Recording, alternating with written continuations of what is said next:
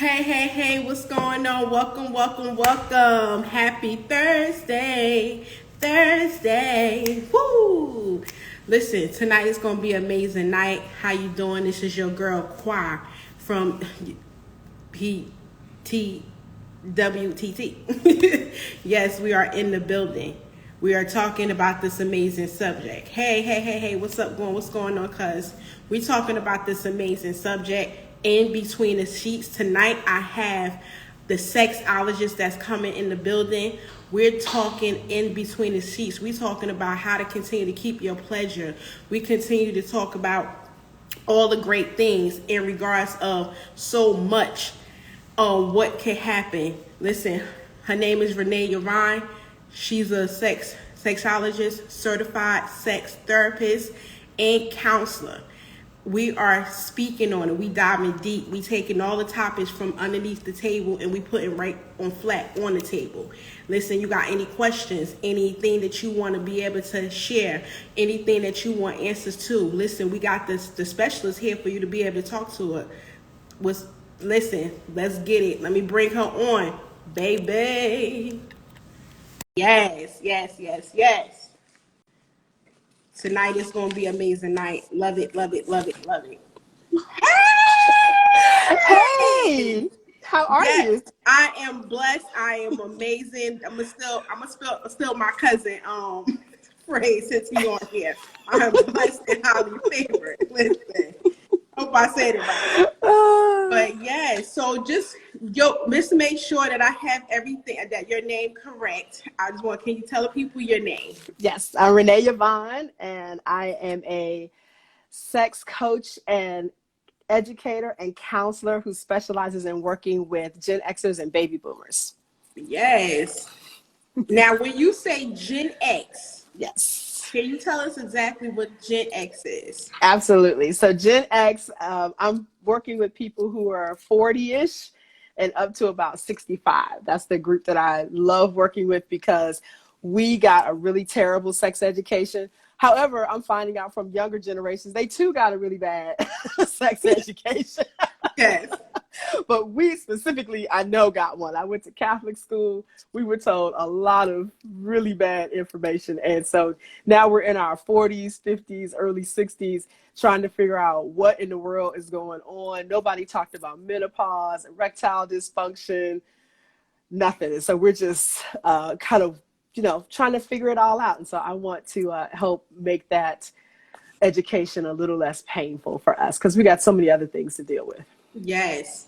Listen, tonight we're going to really dive into deep. And I also want the viewers, if you guys have any questions that you may want to ask the amazing sexologist, anything that you may want to learn about yourself or even know, this is your opportunity because let me tell you something, this don't come free every day.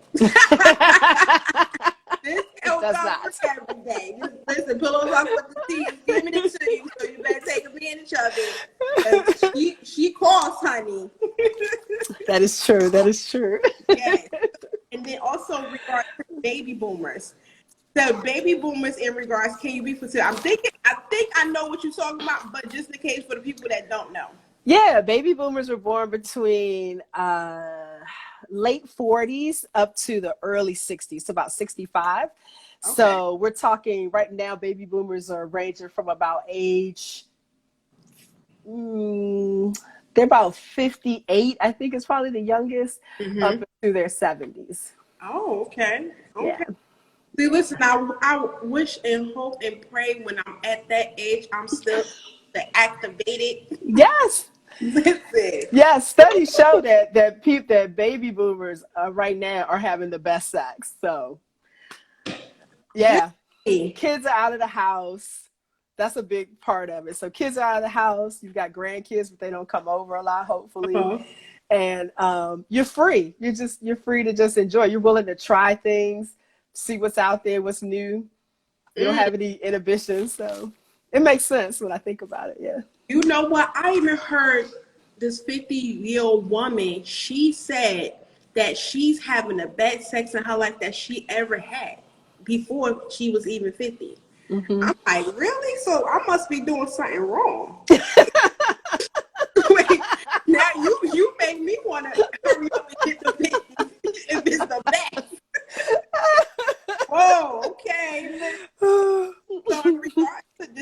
about, Gen X and baby boomers and what you basically specialize in. Because, just in case, I also want people to know that you also, and you teach people in regards how to stay pleasurable at any age and stage of their life, Yeah.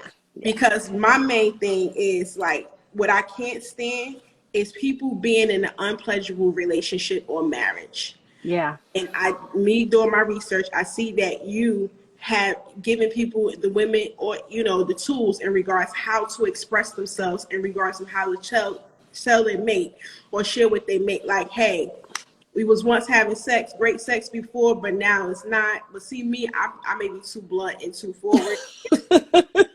It's okay. It has to get out. I think that's one of the problems, though, is that we spend a lot, because we have bad sexual education and because we're inhibited about it, we don't end up talking freely about it. So I think that's a big problem in our society, is that people want to have better sex, but we're like, I don't want to hurt my partner's feelings. And if I say this, then what will happen? And in the meantime, we're just living in these unpleasurable relationships. There's no reason for that. When you just need to speak up and say, I need this, move to the left. Can you touch me here more? I need more foreplay. I need less foreplay. Something. You need to just have that discussion so people know. Okay. Your partner or partners know. So people that's beginning to date again, what are some things that they could do to prepare to put themselves out there in regards of this, to keep in mind for themselves? Ooh. So yeah, when you get back out there at my age, that is a challenge. Because you're like, whoo, the pickings are slim here. So I'm going to be honest. I say, one, make sure that you know how to pleasure yourself first, and you know what feels good to you, so that when you get with a partner, you know how to tell them what it is that you want. And then what feels good to you. If you decide that you're going to be in a sexual relationship with that person, be safe, whatever, if that means using condoms or dental dams, use that when you're having sex with that partner, because also one of the rising cases of STIs is amongst this age group as well. So you want to make sure that you're safe, but definitely having a talk. Like, we're older now. We don't have to pretend like, I'm trying to save myself, whatever. No, we're 50. Like, get over that.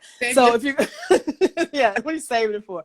Get out there and have that conversation with them about what your expectations are, what it is that you need to feel good to be in this space with that person. Get tested to make sure that everybody is clean before you get going, and talk with them about any issues that you may have. If it is some type of physical issue going on, like, you get older, things just hurt. Like, I was just telling my girlfriend today, I woke up, I was like, my heel hurts. Why does my heel hurt?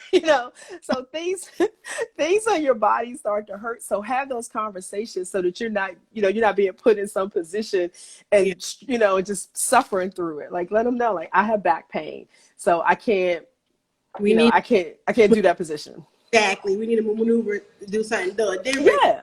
Yeah. We do have a question right here in regard. She said, my mom got menopause at 50. I'm 43. Does that mean that I may get it at 50 as well? That's a great question. Sometimes it means that. It doesn't necessarily mean that, but heredity does play a role in that. I don't have anything to go by. My mom had a hysterectomy at 35, and I am still waiting for menopause to happen to me at 50. So that, because usually having a hysterectomy will send you into early menopause. So it could.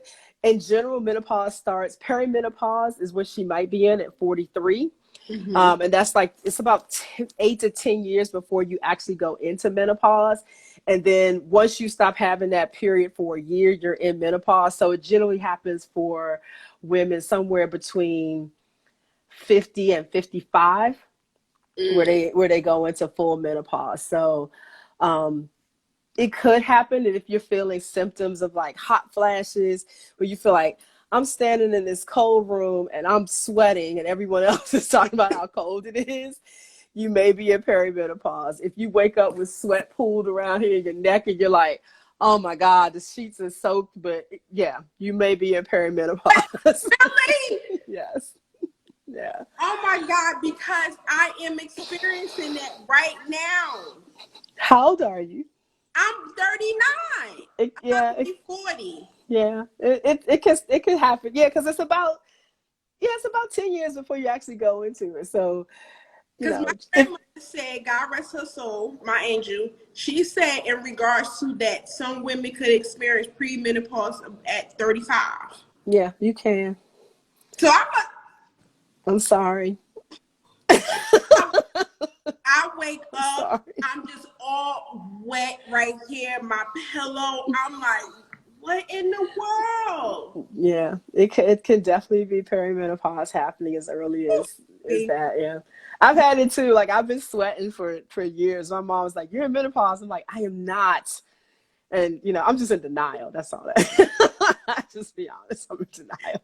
So in regards to move forward, for someone who have been in a relationship for a while, but the sex isn't as enjoyable as it used to be, like we were saying, Mhm. what should or how should they be able to actually express themselves to their partner? Like, because me, I'm blunt. I'm going to deliver it with a care manner, and I'm going to with making sure I don't break his heart, his feelings, but but at the same time, I'm going to make sure I get across. And sometimes I probably could come off too harsh because, I come from a family where we're blunt, we're open, we like straightforward. There's no sugar. Mhm. So it's like I gotta remember that everybody didn't grow up like me. So how can people actually address it in a proper manner or way, in a caring, loving way, without hurting their feelings? Because men are emotional creatures too, but they just have internal inside. Yeah, I like the way you put that. Um, I think being direct is fine. I mean, it gets you to what you want a lot faster than like, so let's try, that takes a long time to get to. But I would say if things first you want to find out like what's missing, like if so for each person, like what was it like before when you were like, man, we used to do all of these things together and now we're not doing this. And so take an assessment of what's changed in your life. Have you had, is someone staying with you? Have you had in-laws over? Did you move? Is there stress? Did somebody lose a job? Like you do have to address some of the stressors in your life to find out if that's what made the change. That's gone from like, oh man, we were swinging from the chandeliers at one point, and now, I can barely get this person to touch me. Yeah, So that could be there. It could be that. It could also be having a situation where the person is there's a medical condition that's going on. So you want to find out, like, are they going through menopause, or are the men going through andropause? It's kind of the male version of menopause, where testosterone levels drop, estrogen levels increase a little bit. So are they going through that? Is there depression? Are they on a medication? So once you kind of rule all that out, then you can start to deal with, sometimes we just need to do something different. People just got into a rut. And sometimes that's what often happens. And so that's when I would suggest, like, let's take a trip to a sex shop and find something that will interest both of us. And maybe you pick something, your partner picks something, you go home, you test it out. It could be a game, it could be a toy, it could be we're just going to try massage. When COVID is over, whatever it's doing, when we're back to yeah, really being in person, there may be an opportunity for you to take classes or go on a retreat. Sometimes people just need to get out of their rut, and yeah. they're just doing the same thing. One thing that I would recommend, and I tell this to people all the time, especially, it works for anybody, but especially in my age group, I tell people to invest in a sex chair. It will change your sex life to have a sex chair in your life. It's kind of like shaped like a wave. Okay. You'll see them on Yeah. Wayfair, and you get Yeah. one of those, and you can get in all kinds of positions that you can't do in bed. It will change your life. It's worth every single penny. I don't care how much it costs. It's worth every penny. But I like the fact that you say the couples go to the sex. It's very hard to let them, for your mate to go to the sex store with you, because it's like automatically a man would think like, if I go to a sex store, oh, she's trying to replace me, or she gonna pick up something bigger than I am. And it's not even about that. It's not about that. Not everybody thinks like that, though. No, not everybody, but there are most men that do think like that. It is a very few of men that be like, all right, let's go. Come on, honey, you want to go? Let's go. Let's do this experience together. Yeah. You know, because you know, there's some women that want that, you know, that double penetration. You may want him in you, and then you want the other thing in you. So you have, so without actually being a man, another man there. You know what I'm saying? Right, right. You know, you like, oh, I want another man. Let's have a threesome. You know that man gonna shut it down. But right. You know, talking about bringing another woman, oh, he gonna talk about that all day. That is true. I had a friend of mine that actually hit her man with that, blew him away too. It crushed him. It crushed him. Yeah. That's true. See, that's the thing. When a man bring that up to me and say, hey, want to try a threesome, I'm like, okay, if you want a woman, we bring in a man next time, and then that'll shut them down. But I'm gonna be honest with you though. I've been there, done that, man. I'm at the age now. I don't even want that no more. Like, I really just want to be with who I'm with. You know what I mean? Like, I'm kind of tired of that, dog. Well, I had my times for that in my 20s. It's kind of old now. You know what I mean? I will say that is the beauty of dating older guys. They're tired of that. Yeah, you're doing that with somebody you care about. Somewhere throughout the course of that, either him or her, somebody's going to catch feelings. It's not going to end well, man. So it's not even feelings. Sometimes that, you know, the two go start doing their sacred thing behind your back, and you don't even know you catch them. You know, so. Yeah. I mean, well, that's the start of it right there for a lot of people. They just masking it. Yeah. Yeah, you know. But sometimes the issue with having a threesome is that you can never recreate the feeling of 4 hands on your body, 2 lips kissing you. You'll never get that again with just your partner. So sometimes that's the problem. Yeah. You're always wanting that. Yeah, exactly. Because you might like so much, you be like, damn, like, I want this again. Double tapping to me, you know. Like, for real. You spoke of basically being in a relationships rut. So basically, those are ways of actually getting out of that rut of just, you know, experiencing new things, like sexual couple retreats and stuff like that. Out of that broadness. Yeah. I mean, a retreat, a class. I mean, a lot before COVID, a lot of the sex shops. I'm in DC, in the area. They were doing, you know, workshops almost once a month. Where it was like, you know, a massage, or, you know, how to give a great blowjob, how to eat your woman out. Like, they were doing classes like that all the time. And so going to a class like that with your partner can, you know, even if you feel like, I know everything, I know how to get the best blowjobs in the country, go anyway, because it'll get him excited. You know, you might learn something. You might pick up a new toy and find something to add to it. So yeah, go anyway. See what it's like. And they're usually really inexpensive. At least here they're inexpensive. They're $25. Is it only for couples only, or is there like? You could go as a single, but I've gone and seen couples there, and I think it's kind of cool to see a couple there because, you know, if nothing else, if you take your guy to a blowjob class, he at least thinks at the end of the night he's getting a blowjob. Same if you take him to a class or eat you out, like yeah, you're gonna sign up for that instant. Right, you're gonna sign up for that. Like, at least gonna get that, and you'll leave with some new ideas on things to do. And as far as the toys, I think I think one of the things that some guys, like you said, they think they're going to be replaced, is to think about it as not being replaced, but this is going to enhance. It's an addition to what we do. So as much as guys, you know, love to like just thrust and bang and pound, most women don't come that way. Nope. So if you get something that has some clitoral stimulation, this just makes everything better. So you're like, why not try that? Especially if you can do it as a couple. Like, yeah, you can bang away, but also, you know, my clitoris is getting stimulated. This makes this a lot better experience for your partner. Well, I mean, shouldn't that be up to her to teach him? Like before you even get to that class, you have to let him know what you want. He ain't gonna be able to do it if he don't have a clue what you want. Yeah, I mean, we were just talking about that too. Like, you have to let your partner, you have to educate them. So I know sometimes I've heard guys say like, women don't want to, want to teach. And so I said, well, okay. So I said, let me tweak that. I don't want to teach you basics. I'll be honest. Like, I don't want to teach you how to kiss. I don't want to teach you how to hug, but I do want to make you Renee specific. That's very different. So if I don't like I don't like being kissed on my neck. Like, I want to tell you that, like, please don't do that. But there's other parts I love being kissed on. So you need to talk to your partner about what feels good to you. So that kind of teaching versus, okay, this is my hand, this is my clit. Like, I don't want to do that. Like, that's not the teaching I want to do.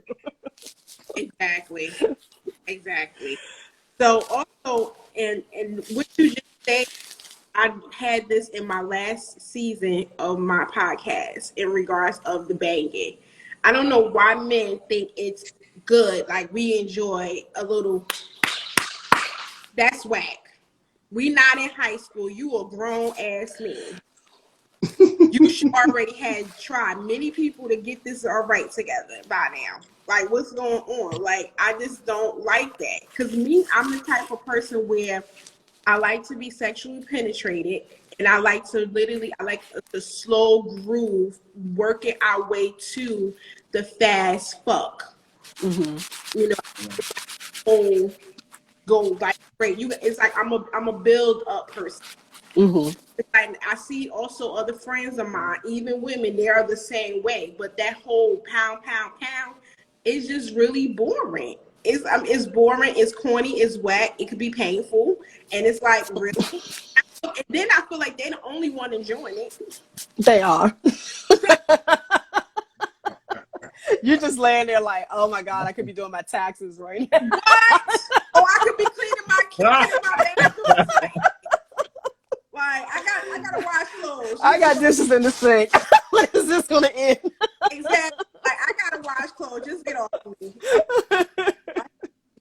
So also, so basically, because we basically talking about just pleasure and stuff. So this is what blows my mind is that say if like if you was once in a pleasurable relationship, and you just don't know how to tell them, like we said, but at the same time, like, why is it so hard for women, or even if it's a man, to tell their partner what they want? What's up with that? I never understood that part.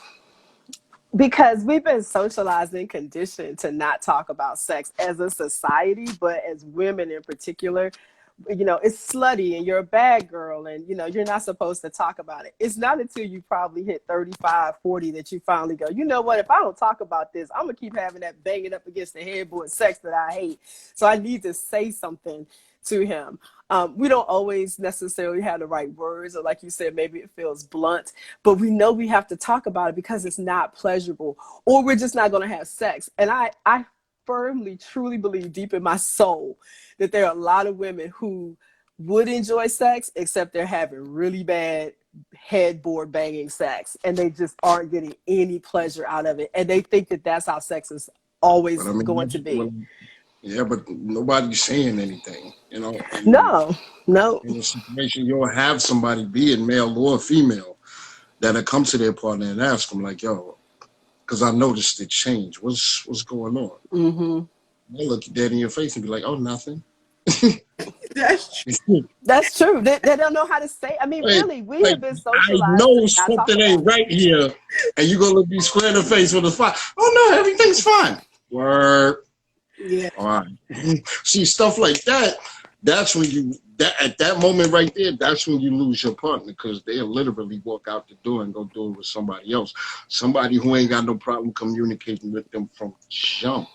Or you won't lose your partner, because there's people that in marriages that just still there accepting and having very unsatisfying sex, and just who the hell wants to be in that? And a lot of couples are in that. I mean, yeah, a lot of them are in it, but who wants to be in it? My thing is this: why even waste my time? like they're not going to get a divorce because I haven't said nothing this long. What's the problem now? But let me go deeper in this.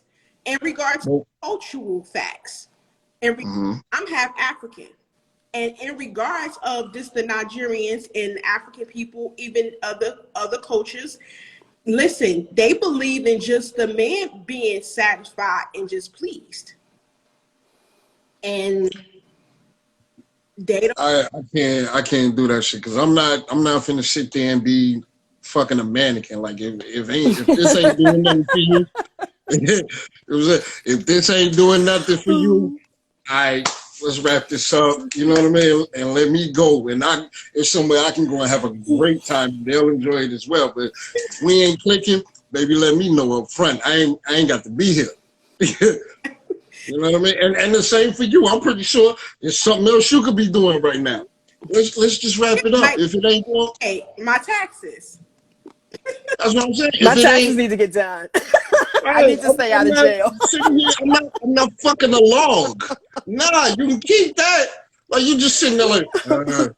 There's some people in relationships as well, cultural facts that there are in those relationships, and the cultural facts there basically. Only the man is to be pleased, and that the woman is just there, to breathe, take care of the man, take care of the home. And it's like I just couldn't get down with that. When I look more deeper and deeper into that and start doing more research and just having my father's side of the family ends up basically when I spoke to my grandmother, God rest because I lost all my grandparents, but God rest her soul, my another angel. Like when she was speaking to me, it was like, yeah, that's what happens. But of course, she wasn't doing that because there's some women that's Americanized where the fact is they like, you not this. Ain't gonna be no bang, bang, bang. I'm going to be pleased in this too because I'm in this. It's not just you. So, but there is some women that in cultural aspects that are just laying there and just accept because that's how they're structured. That's how they mind. That's garbage, though. I wouldn't even want that out of my partner. Like I want this to be some like it better be a fucking cage match. Like we both ready to go. Like you know what I'm saying? That's scary. Otherwise, no, thank you. I'm cool, man. Like if I'm the only one enjoying that, then I'm not enjoying that. Yeah. You know what I mean? Like I really want to be giving you that. And if not, then maybe we got to work something out. I'm not trying to waste your time, and because me wasting your time, you're gonna give me the mediocre. I'm good. Right. I don't want that. You know what I'm saying? I want a professional. I want a whole gymnast in there. You know Okay, why you doing too much? Huh? You're doing too much now. I know. I usually do, but See, the furthest I will say is that anytime I do have sex, I want to experience. And that's just Exactly. If it's less than experience, nah. You're not talking to you're not getting a call back. It's not happening. Right. See again. I'm gonna block you on everything if I have you on anything. Yeah. Right. But a lot of this comes from like I went to Catholic school growing up, and so but I wasn't Catholic, so I was able to kind of discard a lot of the things that we were told. But religion plays a big part in sexuality as well too. And so I mean, I work with women who will say things like, I was told not to put my mouth down there because it's dirty, or I was told that sex was just for procreation. So you have a lot of stuff, when I work with people, you got a lot of things sometimes to work through, which is why you're not getting the gymnast and all this stuff in bed, because she was told you're supposed to be a good girl, get married, you have sex for kids, and then you're kind of done. Like you don't do it for pleasure. The sad part is the people who taught her that wasn't living by those rules themselves. Probably not. Maybe the nuns, but I can't even verify that. Wow. I think if she's in Catholic, her parents probably would have they out the house. You in Catholic school. Normally Catholic schools are more like you on campus, right? It's the majority of them. I wasn't. I went to an all girls school though. It was like a regular high school there when you go and you come back home. But we were pretty much taught that you don't, everything about sex for us was about keeping your legs closed, not getting pregnant, not catching a disease. I mean, there was no talk ever of pleasure, ever. We never talked about that. School, though, Catholic schools be some of the wildest places. So when I was young, they were some of the wildest places. Because we knew what we were being told wasn't true, so you had to go test it out. When somebody tells you that if you masturbate you'll go blind, like I was told that, I went home instantly and tested that out. I was like, nope. So is that what happened to my house? Oh man. We were told if you masturbate you'll grow hair on your palms. Again, I was like, nope. So you just start testing stuff out like that's not true. I don't even know where that came from. That's crazy. Because I remember. What's up, bro? But I remember in high school, one of my high school friends, she said that, and I said, "Girl, they only said that to you so you won't do that. Like, girl, you better get busy and stop. Like, what you that's the best way for you to know what you like. Yes. By you touching yourself. Yep. Like, you know what? Go ahead. All this time, I thought it was the accident. I never knew I went blind was because of that. I thought it was damn. So what about my ear? Does it work on the ear too, or is it just your eyes? They just told us he told us blindness and hair on your palms. That's what we were told in school. Well, no, we ain't got there yet. Maybe I'm not using the right moisturizer. Kylie said culture and religion play a huge role in concepts of female pleasure. Listen, huge. I understand it play a huge role. Listen, I come from a background of a family that's basically always in church Sunday, Saturday, Wednesday, Monday. Listen, but they ain't stop a home girl Muslim household all day. Yeah, you already know. And curious, and it ain't stopped me from teaching myself some things, or ain't stop me from learning who I am, for me to share with my partners. And go back to the fact of what you said about so with religion, right? Because me and Mo had this conversation. Right. And listen, excuse me, Islamic religions. I love y'all, but y'all are. Here we go. I knew it was coming. Y'all are some messed up people. Nah, don't do it. Don't do it. Look, I'm gonna tell you right now.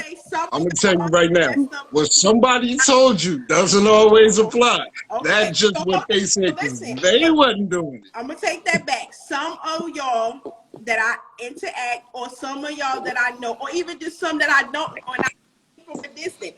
Some of y'all are some very interesting, intriguing people that I call BS on.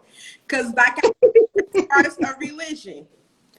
Muslims, they cannot, they state and say they can't go down due to the fact it's their Muslim and Islamic belief. Okay. I've never heard that one. I dated Muslims who went down. I've heard of it.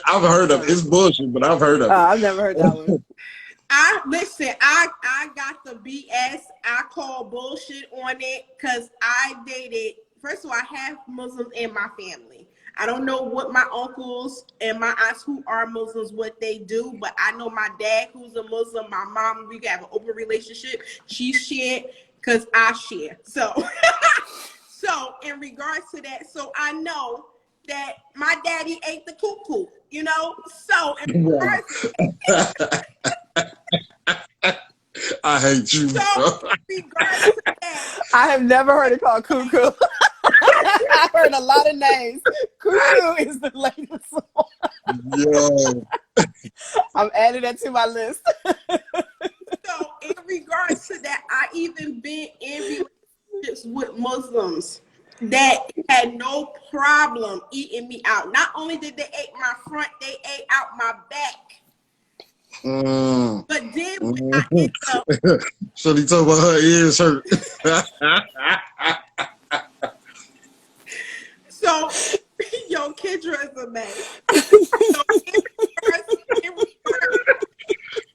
Oh regards to that, first of all, I dated two who did it. So when I dated the third one, he was like, "Oh, I don't do that because of my religion.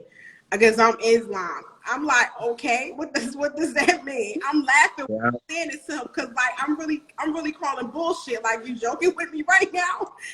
I mean, honestly, that just sounds like his personal choice. Yeah. So okay, You so know what I I mean? took that Yeah. as me and him further the conversation. That was his personal choice. And because the other ones who do it, that's their personal choice to end up not following that particular point of their religion.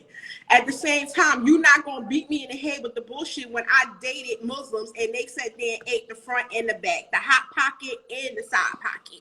I got a partner I grew up with. He'll tell you in the heartbeat. I think I've told you this. He'll be like, "Nah, I don't eat no swine." But, You know what I mean? but what I don't get, they say it's against my religion. I don't do. Oh, but he wants some top though. Listen, they want you to go down. Yeah, he want that top. I was waiting for you to say that.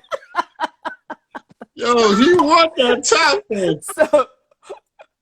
So giving oral sex is against the religion. Receiving it is not. Is You that what can you're get saying? it, yeah. Okay. Look, my phone, listen, Yeah. this conversation That's so a whole lot of cap. almost failed. Oh, Yeah, man. That's big cap. So while the same person was like me in the moment, he like, since he didn't we wasn't in the moment at that time, but when he sat there and we did get in the moment, he was like, "Oh, you not gonna go down on me?" I said, "Huh? You ain't going down on me, so what are you talking about?" So I came out and said, "It's my religion." Wow. Like, Wow. Well played. Well played. you is not just like Renee just said.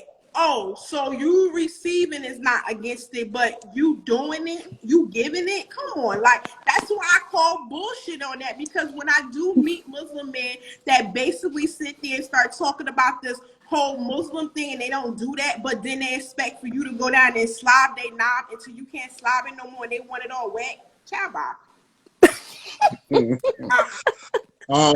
Ladies, let me interrupt y'all for a hot second. I just put the link to the website up there and also my pages. Mama, could you do me a favor and pin it? On this website, ladies and gentlemen, we have the Pillow Talk with the T-shirts that were just uploaded. Y'all might want to go and check those out. We got them in, I believe, black, navy, 2 different kinds of grades, white.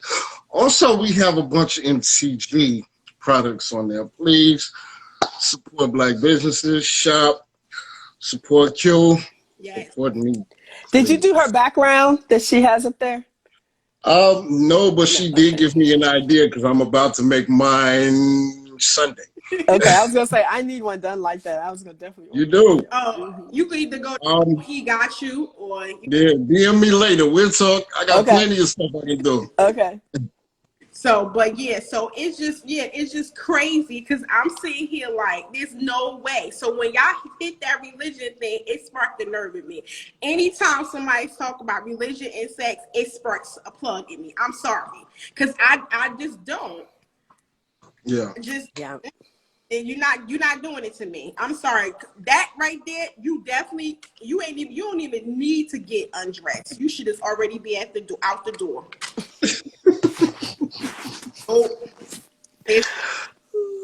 Well, I mean, that's just go hand in hand with the young ladies that say, "Oh, I don't do that. I've never done that before. I'll never do this before."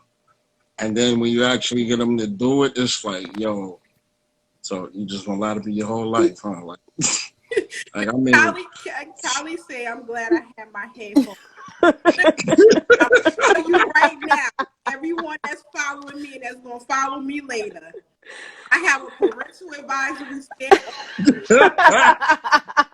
oh man, yeah, you definitely gonna need it. I start my podcast off. If listen, this not your mama or your grandma podcast, but if they could handle it, they could tune in too. So Oh my goodness. Question: what the right order of serving a partner? Does he go first or does she go first? I don't think it matters I what don't think it matters. Yeah, but I'm gonna be real with you. Me personally, I'm going in first. Like, you can't keep me out of that thing. So, I mean, I'm always going head first. Like, you ain't even got to say shit. Actually, nothing has to be said. Nothing even has to be done. I could be walking by you in the living room and like how you looking in that t-shirt that's on.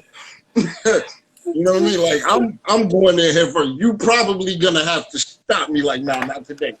You know what I mean?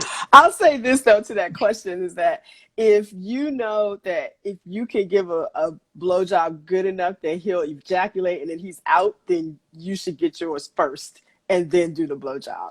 End Facts. with that. Facts. I would Facts. agree with that one. I would definitely. And then we have, hold up, are we talking about the forbidden dances in bed? Yeah, we always talking about forbidden. What's the forbidden dances in bed? What's forbidden in bed? Nothing. Okay. Nothing. Shit. If you got my mind, I'm talking Right? everything. Right? Like, just be sitting there looking at him after, like, yo, you know, you real disgusting. I love you to death. Like, for real. What is So in regards to also, so what are some techniques that you could be able to give like couples and to do, because I think you gave just a little bit, but just for some that just came in because they probably like, damn, this is spicy, what the hell is going on? we got hair growing on palms. We got What can they do to improve their sexual relationship or just improve just having sex with yourself? It's okay. Ooh. Yeah. So I would say, I'll be Are honest. you sure? I don't want to go. I only got one good eye left. I don't want to go blind in that one, too. Woman should invest in a good sex toy that she likes and enjoys, and it makes her come when she doesn't have someone around. So, and it will teach you about your body. It'll teach you what feels good, what you like, what you don't like. I mean, you can touch yourself. It should be part of your self-pleasure, your self-care routine. Yeah. So I would definitely encourage women to do that. For couples, I'm sorry, what was your question? Can you ask your question again? Oh, no problem. No, I said couples or either people should what should they know to improve their sexual relationships? So to improve it, I mean, we've mentioned this before. Really, there's communication is what has to happen in order to really improve it. So there has to be a time when you just talk about what you need, what feels good to you, what you do and don't like. I have a list that I use with couples. It's called a yes, no, maybe fantasy list. Mm. And so what happens is, and it's on my website, it's part of the how to talk to your partner in bed freebie I have. But there's a list in there. What you do is you each of you take one, make 2 copies, and you separately do it. And so you kind of fill out, you might look at it and say, well, I like blowjobs. I'll give, I like receiving oral sex, but I don't want to give it to another woman, maybe like something like that. It may have on there, I like anal play, or I like to try it, and maybe that's in the fantasy or the maybe list. I like to dress up. I want to bring toys in bed, whatever. So it's a list of stuff. You check off what you like, they check off what they like, and you come together and you share it, and you see like, oh, I didn't know he was willing to try that, or I didn't know she was open to that. And so you find out that way. So it's talking about it without talking about it. Like, you don't have to come up and say, look, you ain't doing this to me. You can do these 2 sheets and then come together. See, and now say, you come up with like that. Now you turning that person off and down. Or I even think, listen, even this is another thing. How can you tell your partner in regards of like, hey, I'm not liking what you doing. You could do something. Cause like I be feeling like when you gotta be careful with that, because I feel like that could shut that person down. yes, I like to go with what they're doing well. because people tend to grow in the way that you encourage them. So if your partner does something really well, like let's say let's say you're giving your man a blowjob. He's like, my God, her and them damn teeth. So she killing me with those teeth, right? I almost felt that too. But it's always a nice, wet, sloppy blowjob, even though there's teeth. So encourage her in that, and then just say, babe, maybe a little less teeth. I mean, there's a way, you can say it in a way that she's not upset about it. But like, I really love how wet you make it and all of that, but maybe just a little bit less teeth next time. Or maybe it's cool. I'm gonna walk you through it. Yeah, you can walk me through it. I'm gonna walk you right on through it because I'm gonna need this right. Yeah, I'm definitely gonna need that part right. I'm gonna walk you right through it. Come on, step by step. Or she may be doing something else, like maybe she's got it, like maybe at some point she was doing something, because sometimes we'll bring something from one relationship in because this other person really liked it. And so maybe you're over there like, okay, my last lover really liked what I did and pulled his balls. And then all of a sudden you're like, okay, I don't like that ball pulling. That's not cool, right? You said ball pulling? Yeah, like, so they might grab them hard and you don't want yours touched at all. So you just need to let her know that, like, you know what, my balls are really sensitive. These are nuts. Yeah. Yo, so Chocobo said, so I'm actually scared to come. Can you help me with that? What? Yo, I'm reading this now. That's what I'm saying. That's not even a lie, because I heard a guy say that he's not able to masturbate when he's actually having sex with the woman, but he's able to masturbate when he's ejaculating. Like, how is... Wait. Look at that. Say that again. He can't come. Yeah. He can't come. When he's having sex with him, it's hard for him to come. Okay. When he's jerking his thing, he's able to come. Is that a medical situation or? Not necessarily. I mean, it could be. No, and he's not doing it on purpose. Because some men, so I'll say this, some men can do that on purpose. It's called semen retention. So some men know how to get pleasure out of having sex, having orgasm, and not ejaculate. That's a skill set. But then there's some guys that they're just in there and for whatever reason they can't come. Maybe it's something isn't hitting right. Maybe it's just it doesn't feel the same. But when you masturbate, and this is the good thing about masturbation, you know your body. So you know the right touch and the feel, especially if you're jerking off, you know what feels good. Maybe you can't seem to get that same feeling inside of your partner. That's what I'm wondering. Maybe it's a pressure thing or something like that. It could be a pressure thing, yeah. Yeah. Well, let me just get to some of the comments because I love to actually interact with my people too. Okay. Now, they're part of the conversation. So I going up top. What's that? What's his name? Chocobo. He said, that's a girl. I think she joking. I can't. You said it's a girl? Yeah. Okay. But okay, maybe. I don't know. So she said, as a virgin, I don't know what's going on, but how does one eat ass accordingly? What do you mean how you eat ass? The same you eat pussy. No, stop.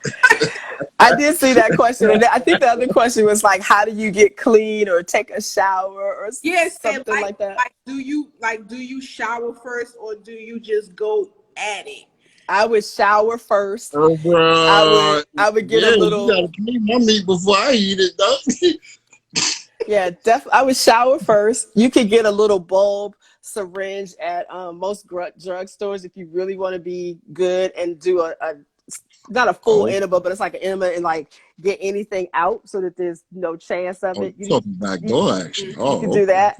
You need to do about 20 minutes beforehand before you're going to have sex because you don't want anything like running out afterwards. So give yourself enough time to eliminate everything before you go in there and then go for it. Okay now. She says she ain't joking, huh? Yo, I see that. Listen, and my thing is platform, and I created the forum where you are freely to say, ask whatever it is that you want, and there's no judgment. So come on, give it to me. So also we got Kylie saying that, I mean, if we are going rounds, then he can get his first because I'm getting my multiples, and wow, he recuperate. I know that's right. Give it to me.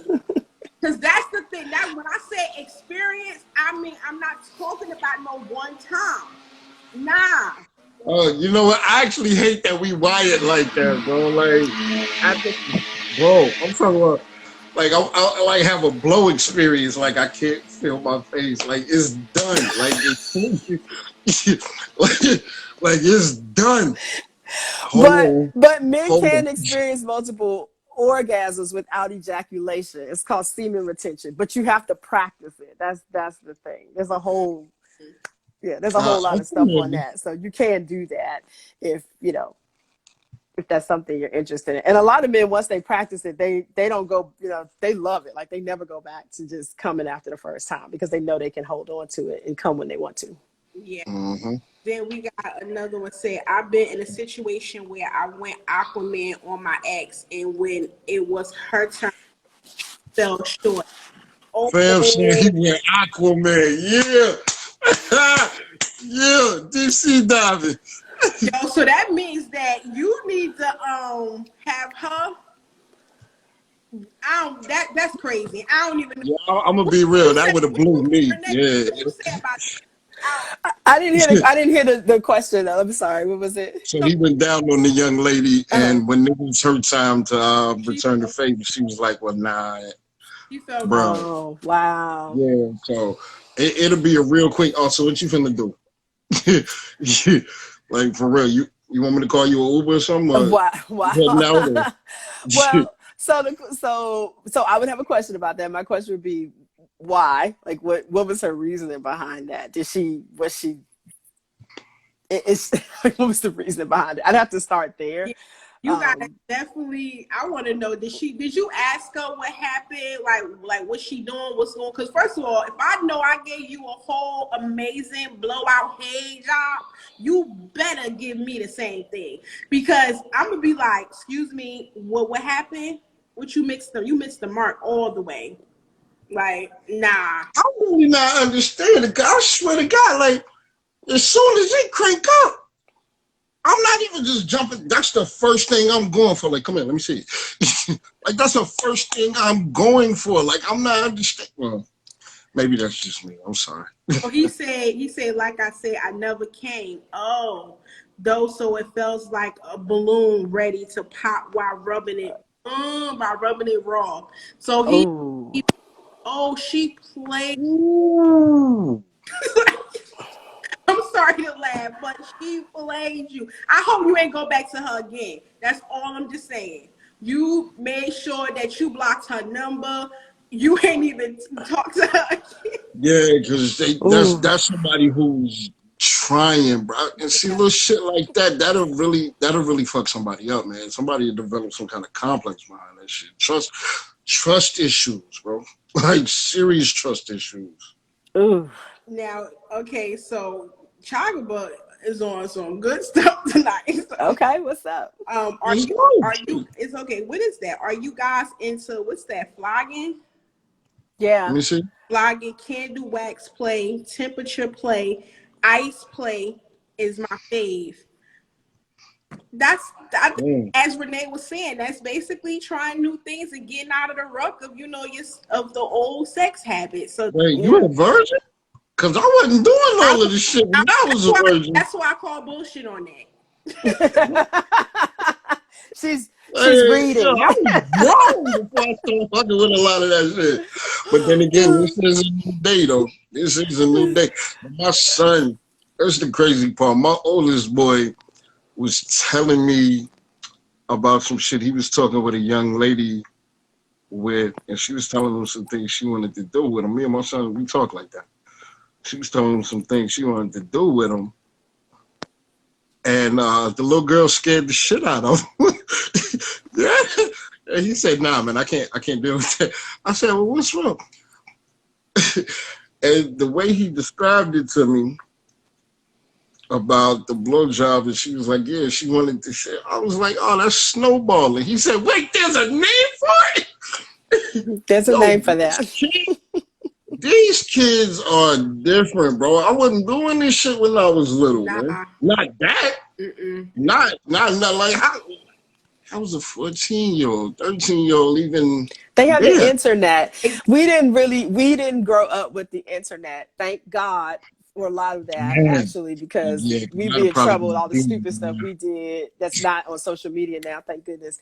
But they have the internet. They can look up everything and they can see everything. And just So like Callie said, the new generation, they be studying. they're studying. Yeah. Mm-hmm.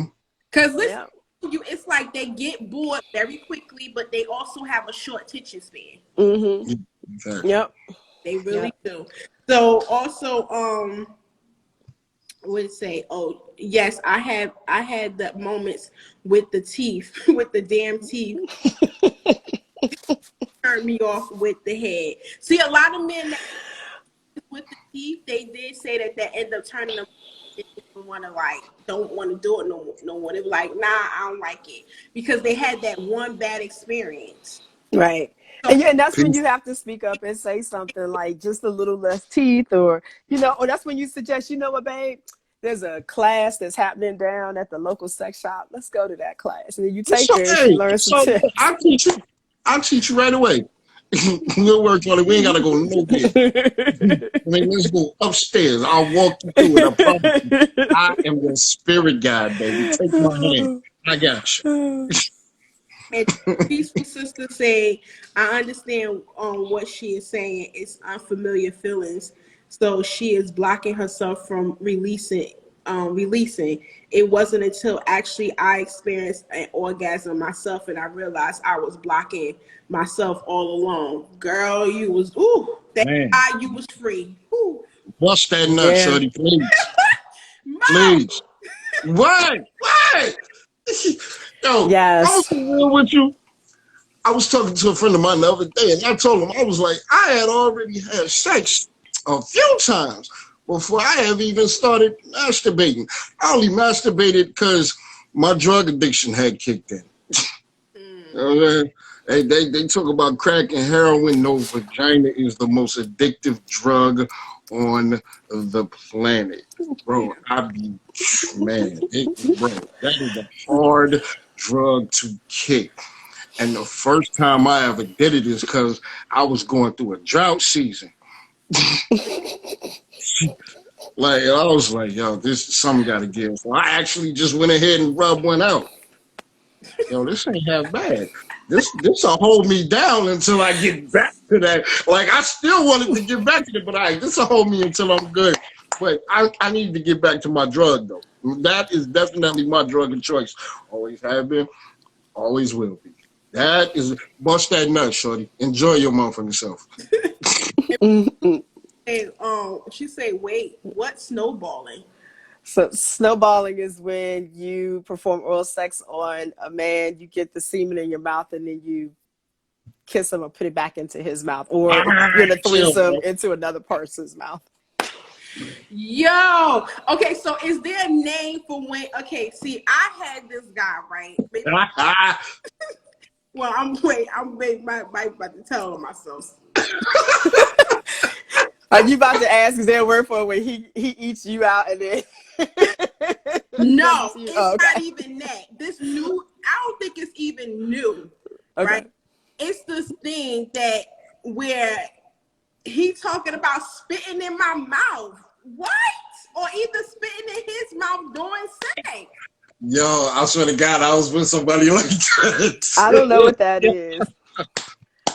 I don't know what's There up ain't no with the. name for it. You should just, I don't know where that shit come from I don't either. know what's Like, up with the whole spitting thing. Like using it as lube. hey, I don't know where that comes. Well, it comes from porn, but I don't know Yeah, why it gotta porn. be. Yeah, I don't know why porn yeah. thinks Like that motherfuckers people like to should do get that. spit on and all that. Like I swear to God. Well, But hey, if it gets you off and that's what you like yeah, and it brings you pleasure, then please do it. I mean, with a partner that also wants to have that done to them. Yeah, but see, that's the thing. Some people be like, I'm not doing that. Well, at least try one time. You may Yeah, like, you might like it. Like, You might look, like I'll it. try anything 16 times, bro, before I make a decision. until you try it, and then you try you like, oh, this ain't gonna work, then you be like, don't do it again, you know? Yeah. And that's what I tell people all the time about all types of, like, you know, a lot of men have a whole thing about anything near their ass, just nothing I was near. about to go And I'm like, you know what?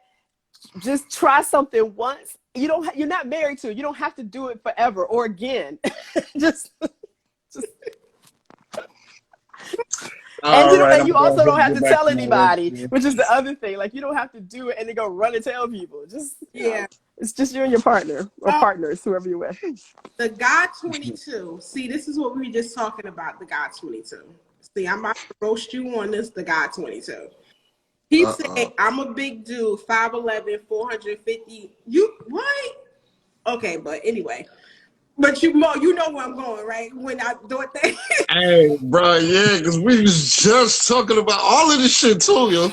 So he said, I like rough play, pain, bondage, but I am scared. I'm scared of, he said, but I scare most women away. Trying to find women to go hawk on is rough. It's like high school season again. See, a lot of people don't like that. You gotta ease them into that shit, fam. Renee, what would you actually say? Because I would say normally he would have to go like to a sex party, a sex dungeon, people that does stuff like that, because it's that's that bondage stuff, all that type DD stuff. I mean, certain bondage is cool now, like, you know. I would say he has to ease people into that. Like, let's say you have a partner. Cause I'll tell you the fuck up. My phone was dying. Some people might be open to it, but they're, you know, like, they may say, look, I don't necessarily want to be tied up. I don't know you that well. I don't trust you. You might leave me here, you know, whatever. But they might be open to a scarf tying or light handcuffs or flogging. That's not like I'm just seriously whipping you, but more like I'm brushing the leather straps across your body. That feels actually really good. So they may be into something a little different than what that person is envisioning. So if they can slowly bring them into what BDSM is on their end, then maybe the person will enjoy it. And if not, then you just have to find another partner. Like, sometimes it's just literally you gotta find somebody else. Yeah. We got Credit Restoration. She said, how about R. Kelly? We not gonna go there. Word. We not, because first of all y'all gonna end up not liking me after this, but it's okay because I don't care. Because if I go deep into R. Kelly, y'all gonna think that I'm crazy or you. Bro, can we not though? Can we not? Just like how my girl, the Q Spot podcast, y'all gonna throw stones at me, like, but we not gonna talk about that on another show. Or what you could do, who I'm talking to, Credit Restoration, go to season 2. Me and, you know, we talked about that. I went deep on that one. So go check out the episode in season 2 on my YouTube channel. So, but yeah, so then, hold on, let me see, make sure I get people. Let me see. Because with Credit Restoration, she got me lost for a second. I'm like, oh, come on, you're about to mess with my Uncle Robert. Don't mess with my Uncle Robert. Oh my God, not my Uncle Robert. Yo, right? My Uncle Robert. Not your Uncle Robert. Oh my God, bro. So the Q Spot podcast said, we are not kissing, then no spit will be released. Okay. Okay. Just try it. You might like it. Shorty said you in the split roasting. Are you? Yo, she said a lot of people do it. Just get into it. Exactly. I guess though. And hold up. At least I wouldn't rush into it. I don't know what that meant. I guess we listen. Wait, no. I like the pain. I like the bondage. So yeah. So God 22, he likes the pain. He also you want somebody to do it to you. Oh. Come over here. I was just about to say, hey fam, I'm gonna hit you up later. I got somebody you might want to meet, dog. Yo, come over here. I definitely will give you that pain. Like, what? Look at what But you. I still Look think, at you. Cut it out, bro. but you still need to work on, you know, like you might still meet somebody who's open to that, who's never done it. You're still gonna have to maybe walk them through that. Like, she may have never had a partner who wanted something like that done, so you may have to tell her, like, walk her through it until she's comfortable with it. Yeah. So, Bro, get a safe word before you even Of pull course up. you have to. Yeah. Because you know what? Let me tell you, when I seen all the Graves, you know, this movie, right? I was like, I would love to be that dude. But definitely we will give a sec. Listen, when what is it called? Because I'm missing the 50 Shades of Grey. Yeah, Shades of Grey. I watch what's like 3 or 4 of them. When I do watch one, I gotta watch all 4 because for some reason, when I watch all 4 or 3 again, for some reason, I learn something new every time. I take something new every time. So of course, you have to have a safe word because with He me, said no safe words. Take it like a champ. oh, Yeah. Yeah. so he said, yo, safe words. You Wait. First off, Chocobo. Yeah. Oh my God. Yeah. and credit restoration. Yeah. Credit restoration. There's no word. There's no word for the spit thing. It's just basically something that Yeah. I've never come across the word for that. If I Take it see like something, a I'll champ. share No it with you, but safe I've never words. seen that term really for that. And then Kylie says sometimes it depends on the partner. Trust is huge. I'm open to exploring with the right person. Exactly. Got to be somebody who trusts. Yes. Yeah. Absolutely. Mm-hmm. Red lipstick vibes. Shoot me a DM later on my glass page at MTG_Glassworks. I like that logo. I want to put it on something. You know how I am. Podcast with her. She's amazing. So just hit him up in your DM. Yeah, you can. Matter of fact, the other guy, 22, Kylie, everybody know my work. The links are down here. They're pinned.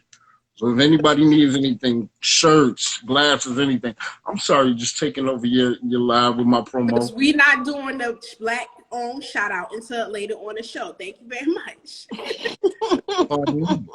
Pardon me. This Chai Cobra guy, he's a Chocobo. Chocobo. The other one, the hyphen under that is head ass. So I'm gonna call you head ass. Yeah, right. So, because you acting like a head ass right now. He said, what's your guy's favorite position? He said mine is full Nelson. Oh my God. That nigga said, I'm fucking dead. This went left so fast. Yes, like what the hell? Like really? So, let me see. No, so he already said that. So my favorite movie. Oh yeah, great. Yeah, 50 Shades of Grey. Absolutely. I couldn't do the book. Sorry, I'm just a show. I need to get straight to. Show me all them extra words. I don't need all that.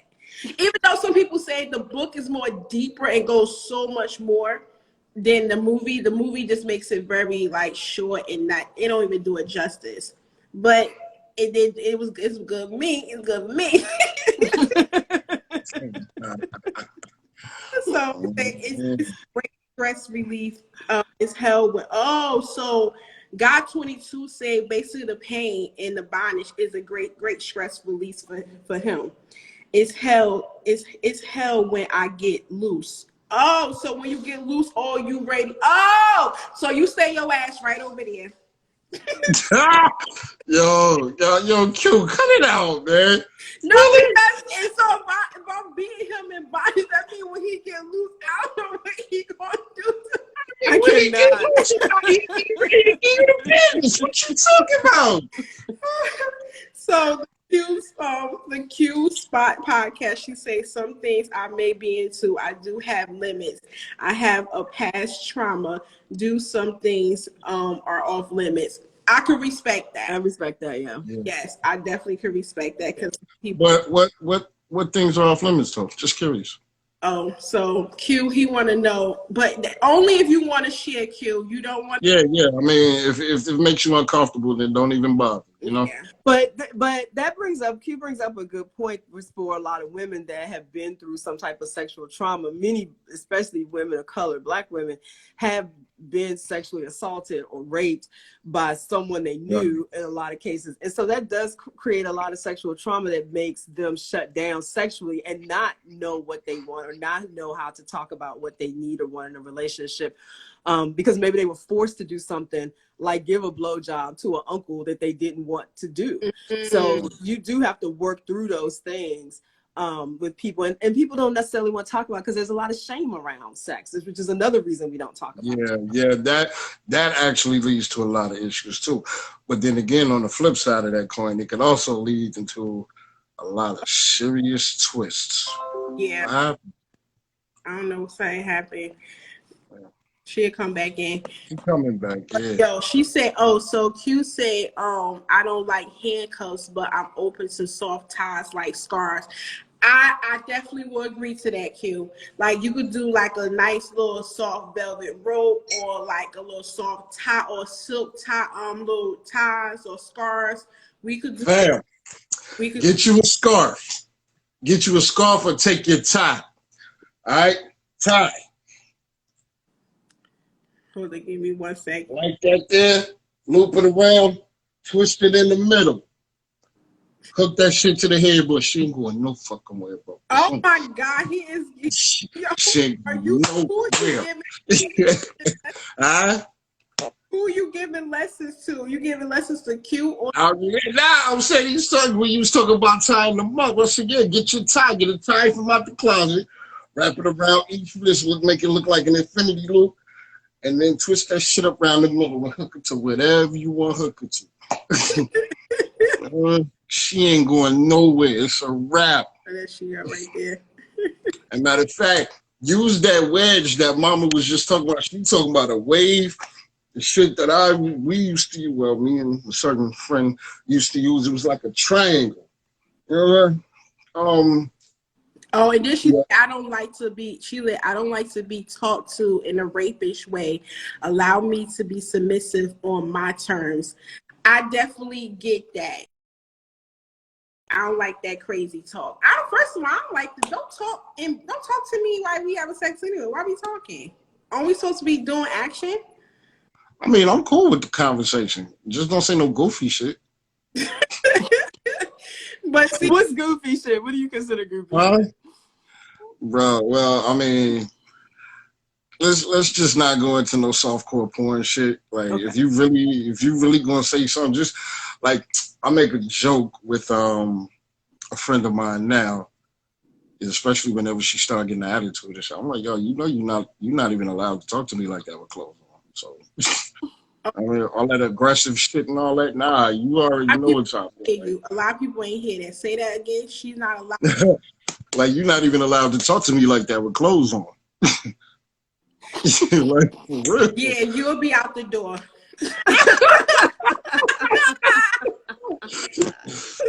You'll be out the door. That's all right. I got a house to go to. I'll be okay. And so I just don't like that. I don't be liking certain, what I don't like is the neck thing. The whole, where they get this from? This whole the choking? The asphyxiation kind of thing. Well, a lot of people like to be choked. I heard somebody like me to slap the shit out of them while I'm fucking them. Like, I mean, like, start lightly, but by the time she started nothing and everything, yo, you gotta be clapping that damn jaw like she like to be hit. And I was like, yo, it's kind of weird. Like, I can't do that too much. I felt wrong doing that shit, but she liked for me to slap her ass. Like, people like all kinds of things. It turns them on. Yeah, there's something about holding your breath and while you're having an orgasm, it does make it better. So I can see how the choking would work with that. Yeah, like she wanted to black out, damn it. Like, I don't want to black out. I want to experience it. But the closest she got to, like, when that shit started getting dim and you let her, like, Yeah, not She now. told me, she was like, "Oh my God, I almost passed out that time." What the fuck is wrong with you? Let's do it again though. No, I don't want to pass out from it. Yeah, like, Yeah, Realistic said show and tell tonight. Listen, Realistic is out. All I can say, even like Renee said, it went a little left. But one thing I can say, listen, I love organic. I love the authenticity. I love the fact that it's just raw and natural, and it is what it is. I always warn my guests that it may get that way. Because listen, and it's life. It's life. It is life. I love it. I've never done a podcast that talked about sex where it didn't go. Like, real quick, never. I'm just not used to talking like this on live. Like, I talk with my friends like this all the time. And there's a couple of people in this live right now who know me, so they know I'm not lying. They say you are giving demos tonight. You are giving training classes tonight. You know, like you are doing the most tonight. Off the top, media say shit. I love when she talking the nasty shit during sex. I usually just be in the zone, not saying shit at all. Okay, but just don't talk. Just be doing what you need to do. That's all what you need to do. Hey, sweetheart, we fucking talk your shit to me. I'm with it. I'm right here with you, baby. Let's go. Oh my God. Let me see. Kylie said, I like being, oh, really? Kylie said, I like being choked. Not the whole time, but if I'm on the verge, go ahead. Okay. You're a nice lady. You're a really nice lady. God bless you, honey. Okay. I don't know. It's not for me because a trauma is a trauma for me. So it's a situation. And that makes sense. Yeah. Like, I shouldn't even, well, you know what? Nah, I'm going to leave that shit out. I'm going to leave that alone. I was really about to go somewhere, but I'm going to chill. And God22 said mostly high school and college people, a few friends of mine. I don't know what that means. Maybe that was something he was talking about, something we was talking about before. Oh, yeah, he was answering choker ball. And then Ray Lipstick said, I like it aggressive. Really? You like aggressive sex? It all depends on the day for me. Bro, I was about to say, yeah, I got to be in the mood for that shit. That slow grind and shit, you know what I'm saying? That slow, that sneak fucking, that'd be the one for me. That sneaking like, yo, we only got like 20 minutes, so let's go to the bathroom real quick. Yeah. You know what I mean? Try not to get caught. Okay. That's the one for me. But let me touch you. It's the topic of the discussion is basically in between the sheets, and I have the sexologist Renée Yvonne on. She's basically teach you in regards of how to make sure you have pleasurable sex of all ages and range of your life. In regards also, the conversation went a little deep. And like I say, I always warn, it's going to go deep. And if you have any questions in regards to the sex special, because listen, she charged, she has a fee. This is only it's a one-time night special, honey. Other than that, you want these questions answered, you got questions for her. It's only right now because Pillow Talk with the T is bringing you to her. But other than that, you have to go to her website, which I will be plugging. And give me your website, Renee. It's the Gen Sexologist. It's TheGenSexologist.com. Yeah, so the Gen X Sexologist.com.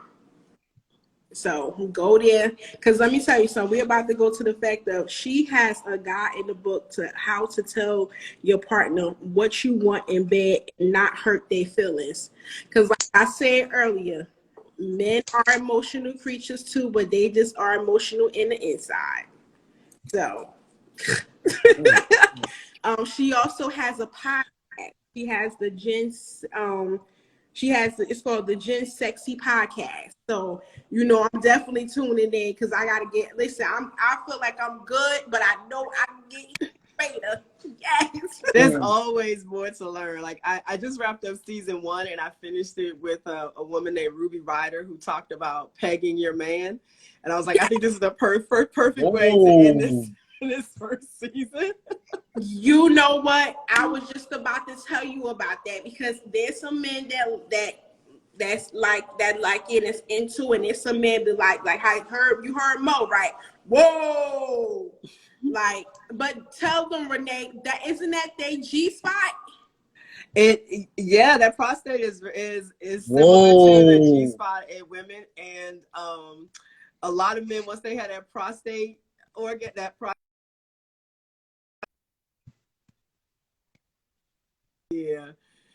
it could be this good. So yeah. Yeah, it's a good one. And and I like to tell, like, she is specifically into pegging. So she's specifically into the woman putting on the strap on and then just fucking them. Like, that's what she's specifically into. It was, and I'll tell you this, so it was, you have to check it out because I won't do it justice. But one of the things that I thought was really interesting about it is that she was saying it'll give you an appreciation for what men have to go through when they're stroking you. She's like, you'll find out it is a lot of work, and they'll get an appreciation for having something inside of them, and why women don't always want that. It's like, I really don't want something inside of me all the time. She said, but it also brings you closer because this is something typically that men won't talk about with their friends if it's something they like. So there's an intimacy that's built there.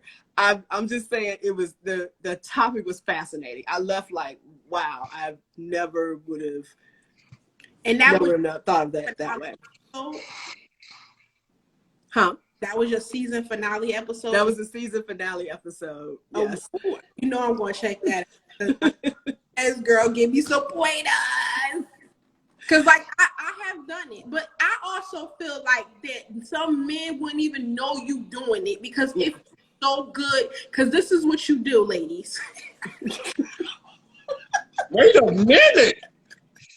This is what you do, ladies. If you are ladies that do give head, when you're giving them head and you end up sticking your finger up in that spot, in that area, they won't even know where that extra, cause all they just know that shit just feel amazing. Like, it feels good. I'm telling you, they won't even know where it's coming from. They just thinking like, damn. Excuse me, objection. I'm objecting that too a little bit, but not the same reason Mo is. Fucking flag on the play. No. So I'm objecting for a different reason. I really believe you need to have consent before you do things like that. Thank you. Talk to them, because what I know is that if you just show somebody about to call the police in a minute, you will get punched and nobody's having an orgasm. Ma'am, that is no.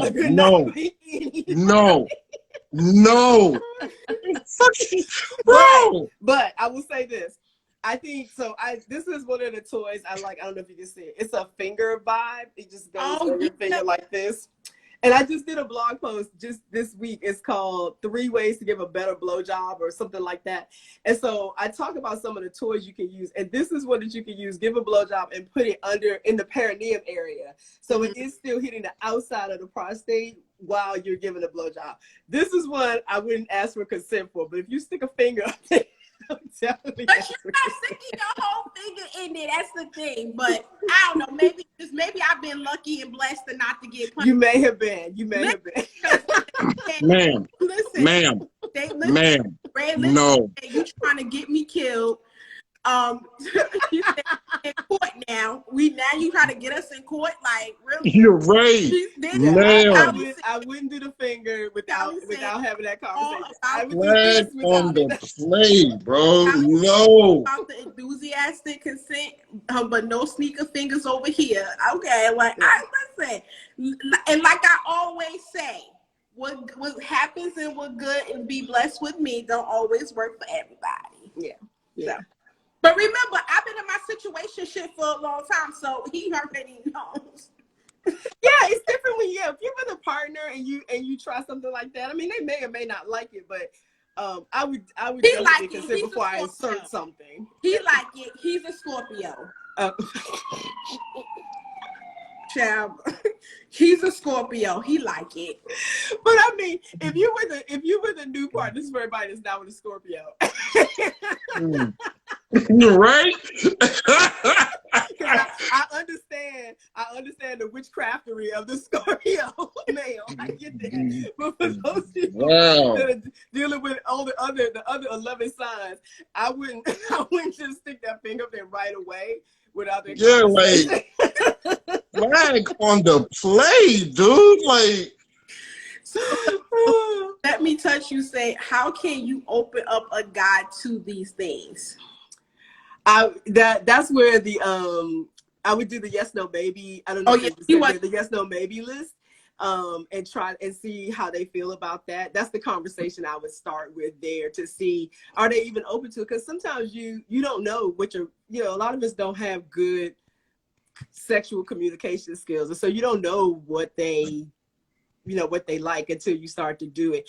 But for some things like that particular thing, I will whip out a toy. I'm very quick to whip out a toy that I don't have to insert, but and try that out and see if they like it. Like if they don't like the vibration, they could just tell me and say, you know what, that doesn't feel good. And then we, okay, great, I know that, so I don't do that again. I don't want you to grin and bear it because you think you're making me happy. Like if you're not enjoying it, tell me that so I can stop doing that and do something that you like. Yeah, gotcha. Because she said, so Callie said, not he's a Scorpio. Yes, he's a Scorpio. Bro, yeah, you was out of bounds for that one. Yeah. So Scorpios are different breeds. Listen, if y'all know what I know and y'all know what y'all heard. I know very well about Scorpios, sweetie. Believe me, I do. What are your thoughts on Libras? I never dated a Libra. I have family members that's Libras, but I never. Who asked about them Libras? Callie. Yeah, I'll tell you what. I tell you what, the same thing they say about Scorpios, they say about Libras. When you never had a Libra, you missing out. We the truth, baby. No, I haven't heard that about Libras. Baby. Exactly, that's what I'm saying. I gotta bring you back down to reality. I've only heard that.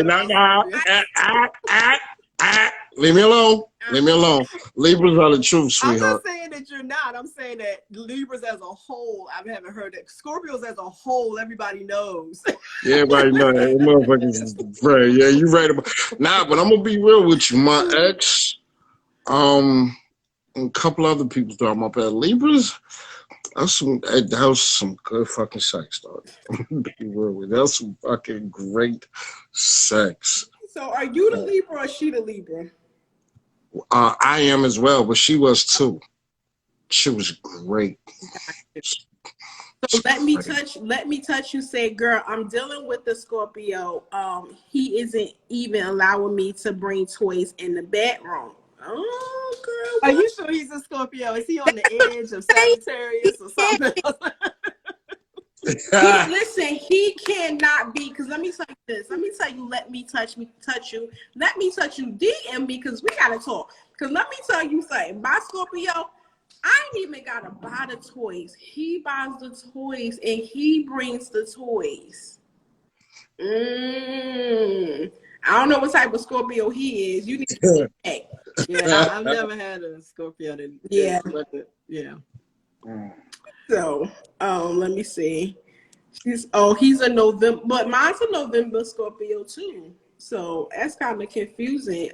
I don't know. They went to Catholic school. Maybe they. I swear, you read my mind on that. You read my mind. I was just about to say, is it the religion or?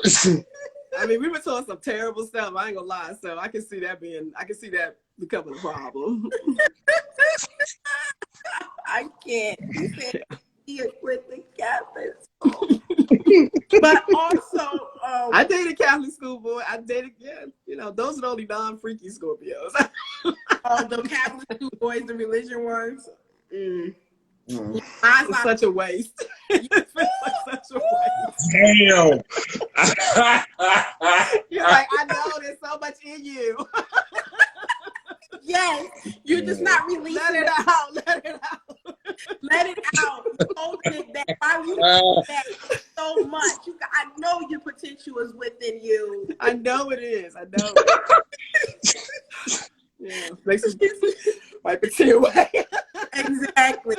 And when you said that, something else went to my head, but I can't really say it on here. But I don't know. I mean, we done said everything else. I You know, might as right? well just let it out. Okay, we open, right? So, okay. So, one of my my first love, God rest his soul, he passed away. He got murdered or whatever. So, and this was like years ago when we was like teenagers. So, in regards to that, I know I should have been thinking about this at the time or even at the funeral. But knowing of that, he was my first love, my first everything, right? So in regards to that, when they was I don't think I should say this. Nah, I want to hear it now. You done started. You got to finish this shit. So, you got to finish. Okay, because I'm not the only woman that thought this and said this, because I had another woman in the Anamasa that said the same thing about her baby father when he passed away. Okay, right? So when they was lowering the casket down, don't forgive me, y'all. I was like, damn, that good ass dick going to waste. I was like, yo.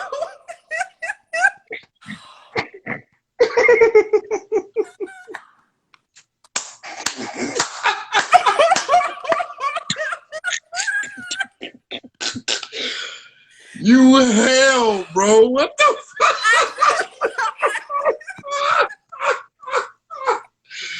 Yo! Oh my God. I was like, damn, that's Oh, good shit.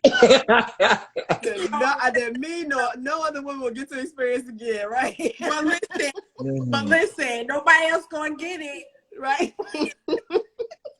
Damn, bro. I'm not even gonna get it no more. That is funny. Yeah, but listen, God forgive me. He knows my heart. So and guarantee you, he's up there laughing because he know me. He knows me. My ex, he knows me. He probably like, you funny fool. So, he knows me. That's gonna be my boo for life. So also, Miss Renee, she also has a blog that's called the Gen Sexy blog as well. Listen, she got material for you to learn. Like, there's no excuses at all. The podcast, the guide, blog. She also have coaching services, y'all. Come on. She gives you 2-hour classes in person, also via Zoom. She basically taps in with women's sexual self-care. Y'all know what that means, right? That's one of my favorite classes to teach. Okay. Listen, when you got your, I don't know, so you do like individual, do you do like couples or just like groups? So it depends. So because of COVID, they've all been individually done on Zoom. But that's one of my favorites. And I also like teaching, there's one I do called couples pleasure mapping class. And that one is with couples. That was one of my favorites because I get to do the yes, no, maybe list. We talk about orgasm and response cycles. And then they each take it's a little hard to describe, but it's sort of an art project in a way where each partner in the couple has these blocks that they work with, and they describe, if we have time, what I do is I ask them to map out what a sexual experience looks like that they did not enjoy. Mm-hmm. And they each do that, and then they do one that they did enjoy. And so each of the colored blocks stands for something. So it could be anal sex, oral sex, kissing, hugging, I like music, whatever. And then they map that out on the board, and the other one does that, and they come back and share it. And you get to see, again, with talking without talking, you get to see this graphic representation of what your partner likes.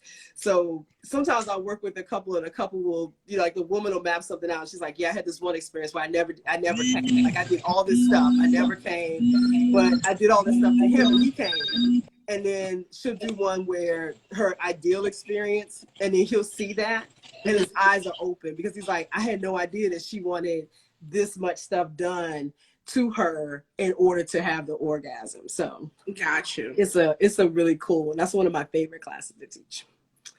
And see, I'm not the only one. See, Q, that's why your name is Q. That's why my name is Q. That's why we vibe. Because the Q spot said there was a guy she was crushing on. He was liking her. And no, she said no, he liked her too. She liked him, she liked her too, but he got killed before they could even hooked up, and she said I was sick. Listen, it happens, man. So I know I'm not the only one. And I know I'm not the only one because my aunt said the same thing about, my step uncle. And I had a girlfriend that said the same thing about her baby father. So I was like, okay, at least I don't feel like I'm in this whole type of bot category and looking like, oh shit, did I did something wrong? No, Hey, yo, quick question, because my phone just kind of glitched up when that call came in. Can y'all still see me, or? Yeah, we can see you. We can see. I'll take the call. But it's frozen. Yeah. And so, all right, I'm gonna pop out and pop back in. Add me again, okay? all right. So in regards to also with her classes, she also have a class that's called How to Eat Cake. And we all know what that means. How to eat that. And I'm sorry, some men need lessons. So please, gentlemen, men, kings, gods, take a confidential class in it. I'm not going to spread it around or anything like that. But yeah, some men really do need to know what to do them. They need to know what's down there and see it and, know how to lick it and please it and touch it and need to do that. Yeah. Exactly. Because I'm telling you, some of them be thinking they actually know what they're doing, and it's like, it's just a sloppy mess. It's a mess, yeah. Like, yeah. And then she also have a class that, she said you guys take a class or two. Yeah. Please. More than 2 classes. Yes. Yeah. She have also a class that's called Blow His Mind. Yes. I'm sorry, but I'm gonna be honest, and you guys I'm taking that class. That's a fun one too. I just went to a workshop last month. It was a conference. It was a 2.5-day conference called Dick Fest. Mm-hmm. I did not believe that you could have 2.5 days of content on penises. And wow, this person did. It was amazing. So I've added stuff in there that I learned from that because it was fascinating. In fact, that's where I heard about the pegging class that was in there too. So that's how I got her on my podcast. Yeah. Hey.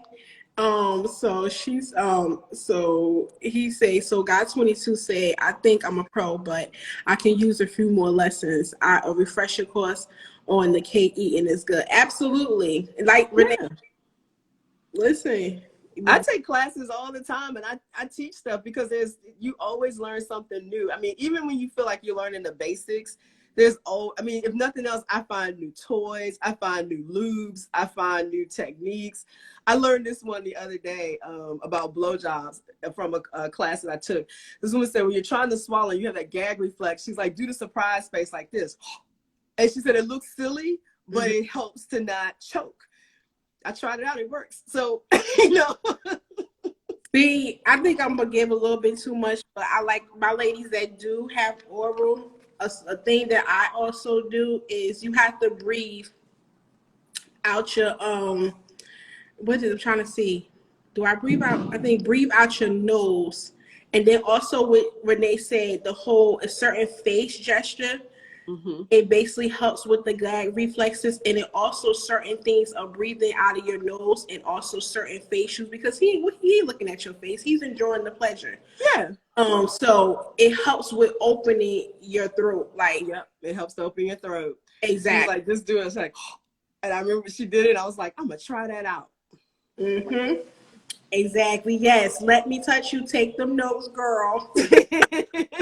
Especially with that Scorpio you got over there. Yes, that's one. The other one is to do it, lay on your back and hang your head over the edge of the bed and let him enter you. Yeah, that's my favorite because you won't gag that way, and you can kind of control it a little bit more than if you're on your knees or another position, because he's kind of, a lot of times guys all in your head. I have a thing about that. I'm like, get off my head, Yeah. please. I don't know what that's about, but I'm like, please stop doing that. I know what I'm doing. I got this. Yeah. But hanging your head off the edge a little bit helps with the gag reflex, and because what it does is elongate your throat, and that's what you're trying to do. Exactly. And it's so surprising that you said that, because my Scorpio, he's the one that basically brought that idea to me. So for me to do it when I'm, in experience, and I was like, oh shit, good, thank you. Yeah. That's why I say I can't believe that she got a Scorpio over there. He ain't right. Come on. Well, it's just toys. He just doesn't want to do toys. And it may be because he's, he feels like he doesn't need them. I think toys enhance things. It creates less work for you. Mm-hmm. So I don't really understand why people don't like toys. I mean, but that's just me. I'm like, I have a chest full of toys. I can pull out anything. Yeah. So. So cute. The cute podcast say, I love giving. I have gotten some great feedback. Okay, listen, none were great. That's what you want. Yeah, she said, when you make a guy jump through text, what does that mean? I'm not sure. You gotta elaborate on that one for me. Yeah. And then she said, I need some stop gagging gagging lessons. Help me. That's it. Lay back. Yeah. Elongate that throat. Don't let them control the head movement, because you can't control the gag anyway. Yeah. And what you don't want is to vomit all over him. That's also not a good way to end it. See, I heard women say that happened. I'm like, damn, what the hell? Okay, but I guess they have to just practice a little bit more and then try certain techniques. Mm-hmm. So because I believe that every woman could do it if you really, really, really want to. You just got to put your mind into it. Yeah. So she said, he feels we don't need them. Oh, okay. That's that he could get the job. And see, that's what we was talking about. Normally certain men be feeling like they don't need them. They could get the job done. And guess what? Tell him it's not even for him. It's for you. It's for you. Yes, it's actually, like you say, what is it called? It just enhances things, and it helps to keep, it enhances things. It helps to save some energy, because, you don't have to work as hard at sex when you do that. It's, and it's just something fun. It's something to add in. You don't have to do it every time. Like, you might not need a toy every time, but it's not replacing him.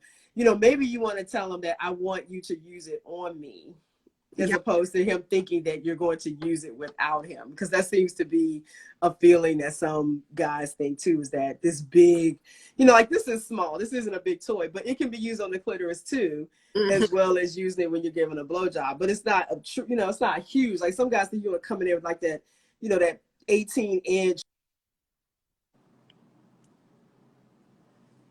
Can't hear you. I still can't hear you. Go out and come back in.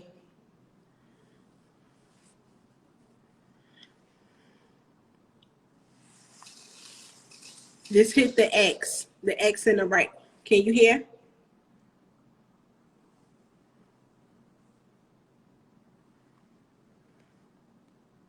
Yeah, I can't hear you. See if you could end up going out and then come right back in.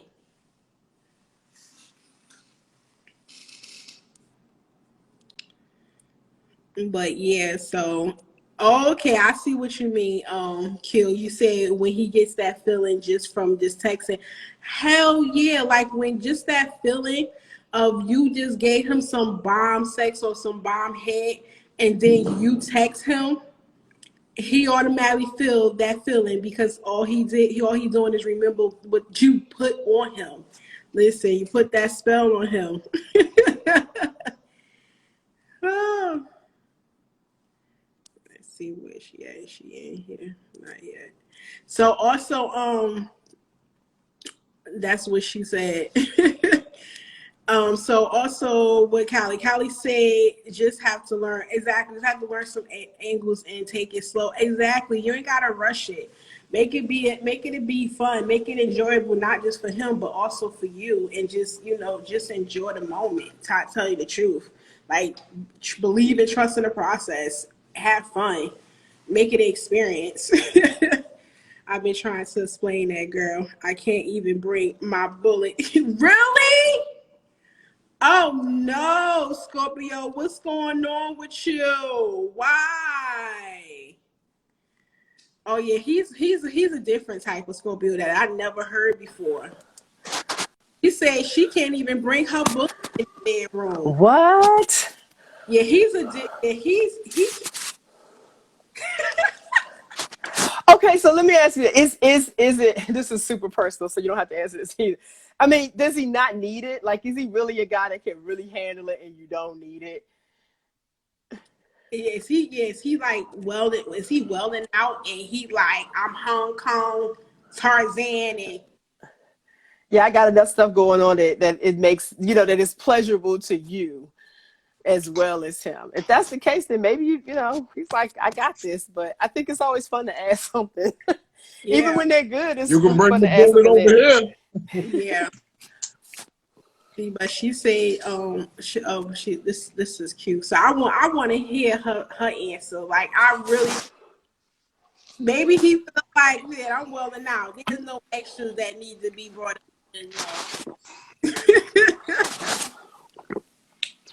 Damn, not even a bullet though. I know that's small. Let me put your That's small. I mean, just before I got bumped off, I saw somebody mention a Hitachi, and I remember in my younger days, I used to always carry one in my purse because I never knew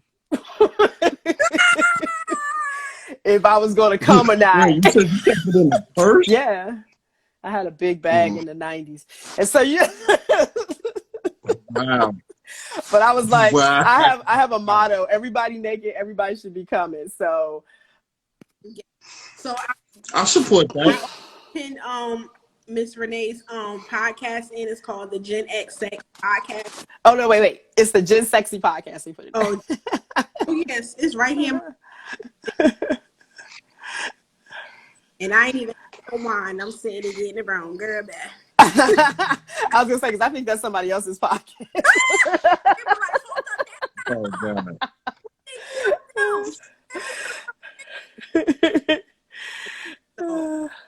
Right here.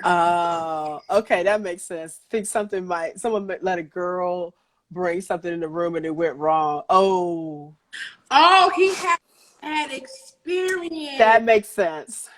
Got you. Yeah. Okay. I got it. I got it. That girl messed it up. Come on. You know what? We gonna remove you, chick. Get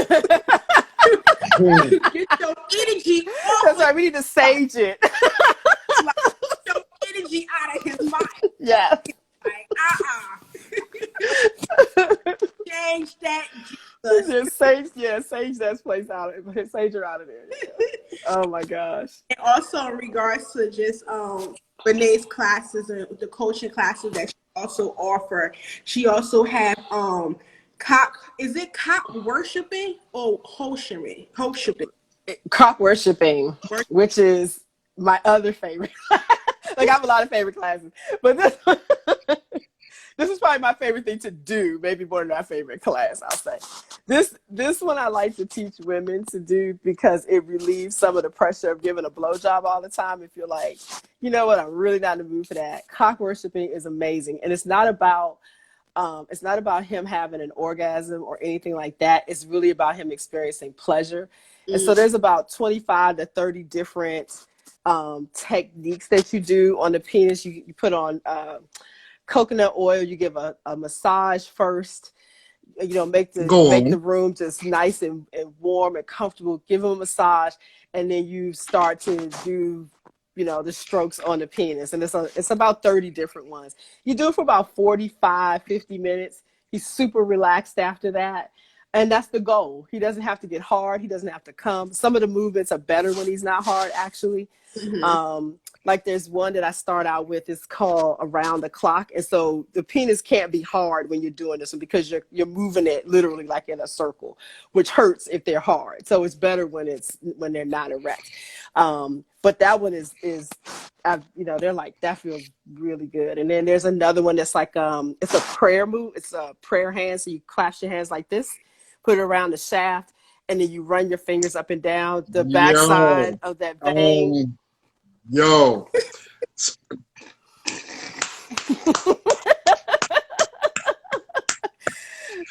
Yeah, I have somebody do that to me while they was giving me head. That shit is wonderful. It's wonderful. God bless the beautiful young lady that she is. It's wonderful. Man.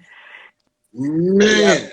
So it's an amazing. So I love to teach that one to women because it takes some pressure off. Like if you feel like your head game isn't great, you could do this, and it's more it's relaxing. It's just pleasurable. It's a great experience for both of you. Kylie said it's like a yoni massage, but for him. Yes.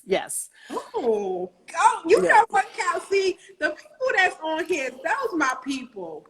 Yeah, Kylie know her shit, bro. It's a yoni massage for him. It's wonderful. For real. Yeah.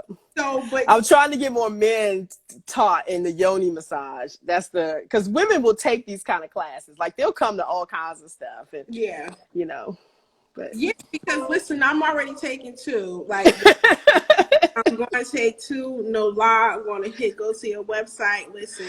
Thank you. Listen. And then also, you right here, you say you got the class that you're coaching for. It's called Pussy Pleasure. Yes, that would be the yoni massage one. Yeah, okay. So men, again, we need to call you to your positions. It's just a tool in the toolbox, which is the same as with toys. It's just one more thing to whip out when things get in a rut. And you're like, we've been doing the same position. We're doing the same thing. You know what? I could try this pussy massage on it because I haven't done that before. And that could be a new part of your sexual play. Okay. Then you have the couples pleasure, which is mapping workshop. Mm-hmm. That's the one with the blocks, the colored blocks I was telling you, and the couples create their little art project, and then they come back together and find out like what each one likes. That actually is my favorite class to teach. I love it. Okay, let me ask you real quick, because I have a friend that's very plain Jane. Like I know it's gonna take her a while to get her up out of that, but like again, I'm really not trying to lay with no mannequin. Okay. I might have to come see with you, but any quick suggestions on getting over that hump? I mean, plain Jane, like missionary, no head. Like, is she just starfishing it out? Like, is she just like what's happening? Yeah, I mean, well, she's a fan of back shots, ironically, but it really don't go too far though. It don't go too far from maybe like a couple of positions, and that's it. I mean, I'm gonna be honest with you. I really like her, but is she open to new things, or what's the? Well, I think she's dealing with some trauma too, so that might be, you know what I mean. I would do the yes, no, maybe list. I'd love to start there because you don't know where people are until you kind of find out. Like, if she's just a no, like if you look at her list and she's like, she don't like to do nothing. I mean, I think a lot of it is fear. Honestly, I think a lot of it is just scared to just, go down that rabbit hole. It could be. You know what I mean? But that doesn't mean she doesn't want to try it. Huh? Yeah, you say she may need a sex therapist. She might have just trauma. A lot of it is due to trauma. Like we turn in them shit, mine gonna have a lot of hell years and maybe one no. Right. Like one no. But she might have a lot of maybes. Yeah. But even still, but that's what I'm saying. shit, you even scared to talk about them, so I can't know if I can even bring you in on some new shit. Yeah, if there's some You trauma, I scared to would even talk suggest about it. a sex therapist. And I'm not a sex therapist. I don't work it with people's trauma. And a lot Right. of people, and there are a lot of people who need that. So the difference is that, like, usually with a sex therapist, they're dealing with your past up to where you are now. As a sex coach, Mm-hmm. I'm dealing with where you are now and where do you want to go.